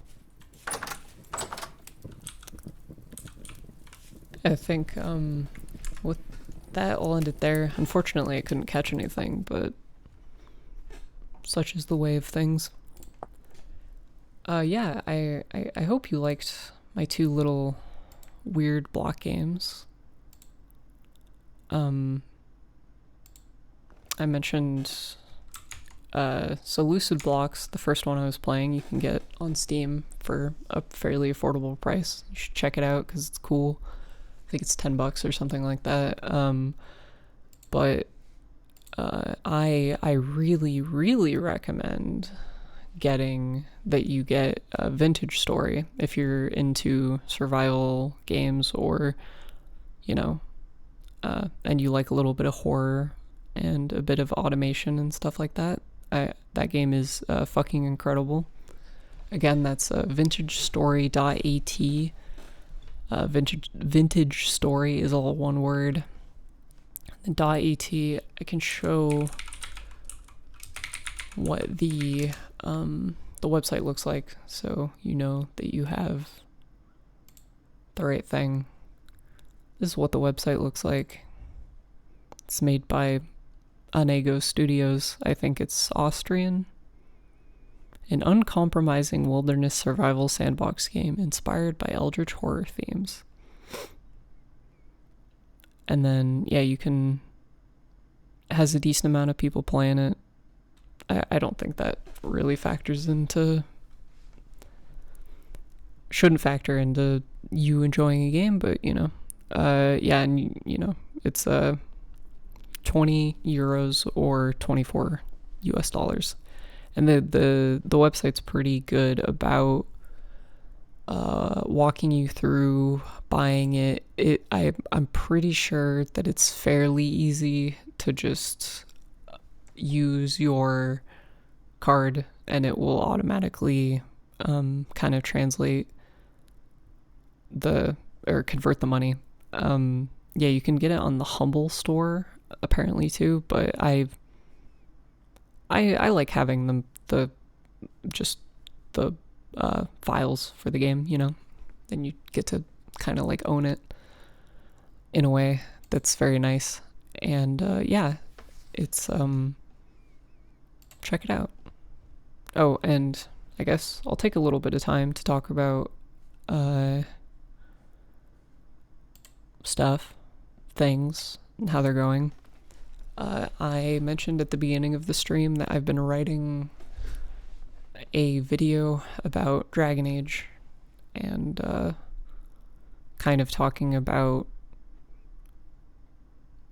it's almost kind of spun out of control. I have bigger premises that I want to use Dragon Age Origins as something to kind of illustrate, but I've been struggling with actually executing that. So I've written a few pages of the script for the video, but I'm kind of running into problems with I'm worried that the information is too meandering and that the premise isn't supported very strongly as of now, but we'll see where that goes. This, if you need some feedback, I can take a look. Yeah, I'm definitely gonna send it to you. I've already sent it to a couple people so they can take a look at it. It's, obviously it's not, I haven't even finished the rough draft, but it's like 5 pages. I don't know how much that, I'll see how that translates into actual video, but it feels like a lot of information, and I haven't gotten super far into what I'm saying, but I guess basically if I was gonna talk about it a little bit, the idea is kind of, so when I was playing Dragon Age Origins, I was thinking about how people, and I'm guilty of this as well, obviously, but just people generally kind of deify games that are older, through like nostalgia in a way that kind of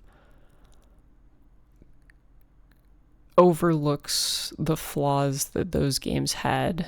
And then simultaneously, if you have a situation like what is happening at BioWare, or what has happened with their games and how they've changed over time, people have kind of this distorted perception of in like so many different ways that I think are interesting, because like there are a lot of weird narratives that go around about these games that kind of like, for example, people in terms of like the deification thing, there's kind of this idea that Dragon Age Origins, or the older BioWare games generally, like Mass Effect 1 or even Mass Effect 2, are kind of like perfect. Like they're these flawless games, these immaculate gems that BioWare was making. And then the newer games like Mass Effect 3 or Dragon Age Inquisition are like garbage, like they're slop essentially, in comparison. And I think that a lot of the problems that are, like, I would agree in some ways that BioWare games have changed for the worse over time. Definitely. And, obviously the studio has gotten worse over time. But the games themselves have kind of like, they've always had problems that were present, and I think a lot of those problems are either like exacerbated now more, or they've sort of like traded some problems for others, I guess. But yeah, I guess the general idea that I'm trying to get at, I'm trying to figure out how to work into a more cohesive and like supported like document, is the idea that people kind of like glorify older games, and then by doing that they sort of shut themselves off from having new experiences that are enjoyable, and it also prevents them from looking at things with a clearer lens, like being able to actually sort where the BioWare games have, and other games in general, have changed for the worse over time, and what like which of those changes are like bad writing, and which of them are just like changes in taste, or simply just the fact that you played one of them when you were 14 and played the other when you were 27 or something like that, But yeah, I hopefully I'll be able to refine that a little more. And I'm streaming 3 days a week now, so that I can facilitate the process of doing that. I think what I've decided in terms of like starting, I think it's a super solid premise. That's good. Thank you. Yeah, you'll see how you feel when you actually look at the words on the page. But yeah, that's I think it would be good to talk about, especially because I think that developers more and more are kind of like weaponizing nostalgia against people. Like, it's kind of easy to take advantage of nostalgia and having that, like, those blinders on. And it's something I was definitely really guilty of for many years, in the sense that, like, by having video games be this like big industry where companies are, they're like recognizable big companies like BioWare making RPGs, it's easy to put all of your hope or all of your attention onto what BioWare is producing, and then that can lead to situations where, like, when Mass Effect Andromeda came out, I was seeing all of the previews for it, and it was, it was pretty clear that the game was not it, right? But I still pre-ordered the game, and I still went in day one and spent $60 on it that I couldn't really, like, refund, and then I ended up playing this garbage game that I played just because it was part of a franchise that I loved, whereas I could have spent that money and that time playing newer games that are fresh and made by smaller studios and things like that. Like, there's kind of this thing where bigger studios, I feel like, are trying to peel attention away by, churning out stuff that's meant to tickle your nostalgia. But yeah, so I'm streaming 3 days a week to try to facilitate me writing and producing that video more effectively. And I think I'm fine. I don't think I'll need to, like, make a big video about every single Dragon Age game. I feel like I don't have that much to say that I couldn't just say through streaming the game and talking about it as I'm playing it, or, like, talking about it for an hour or two after I've finished the playthrough, like, on stream. So this Wednesday I'm putting together maybe a plan for having a kind of, like, fun fuck around stream similar to this one. But then after that, on Friday, I think I want to start a new long-term knock something. Yeah. Knocking shit over. I want to start a playthrough of a game. So basically I think the possibilities in my mind right now are Dragon Age 2, so I can continue going through the Dragon Age thing, or The Witcher 1, or God of War, so I can get in on the dad slop that's trending and play the first God of War remake, which I haven't played. I have played the other ones, the previous ones, but I never got around to playing the PS4 version. So yeah, so if you're watching this and you would like to suggest one of those 3 games, either Dragon Age 2, The Witcher 1, or God of War, the reboot or whatever. Partial to the first Witcher game, it's very janky. Yeah, that's part of why I have my eyes on it. So I feel like it's very janky, and it's very, the writing is still really good. Like, it has a very interesting contrast between the narrative and how kind of fucked up the gameplay is.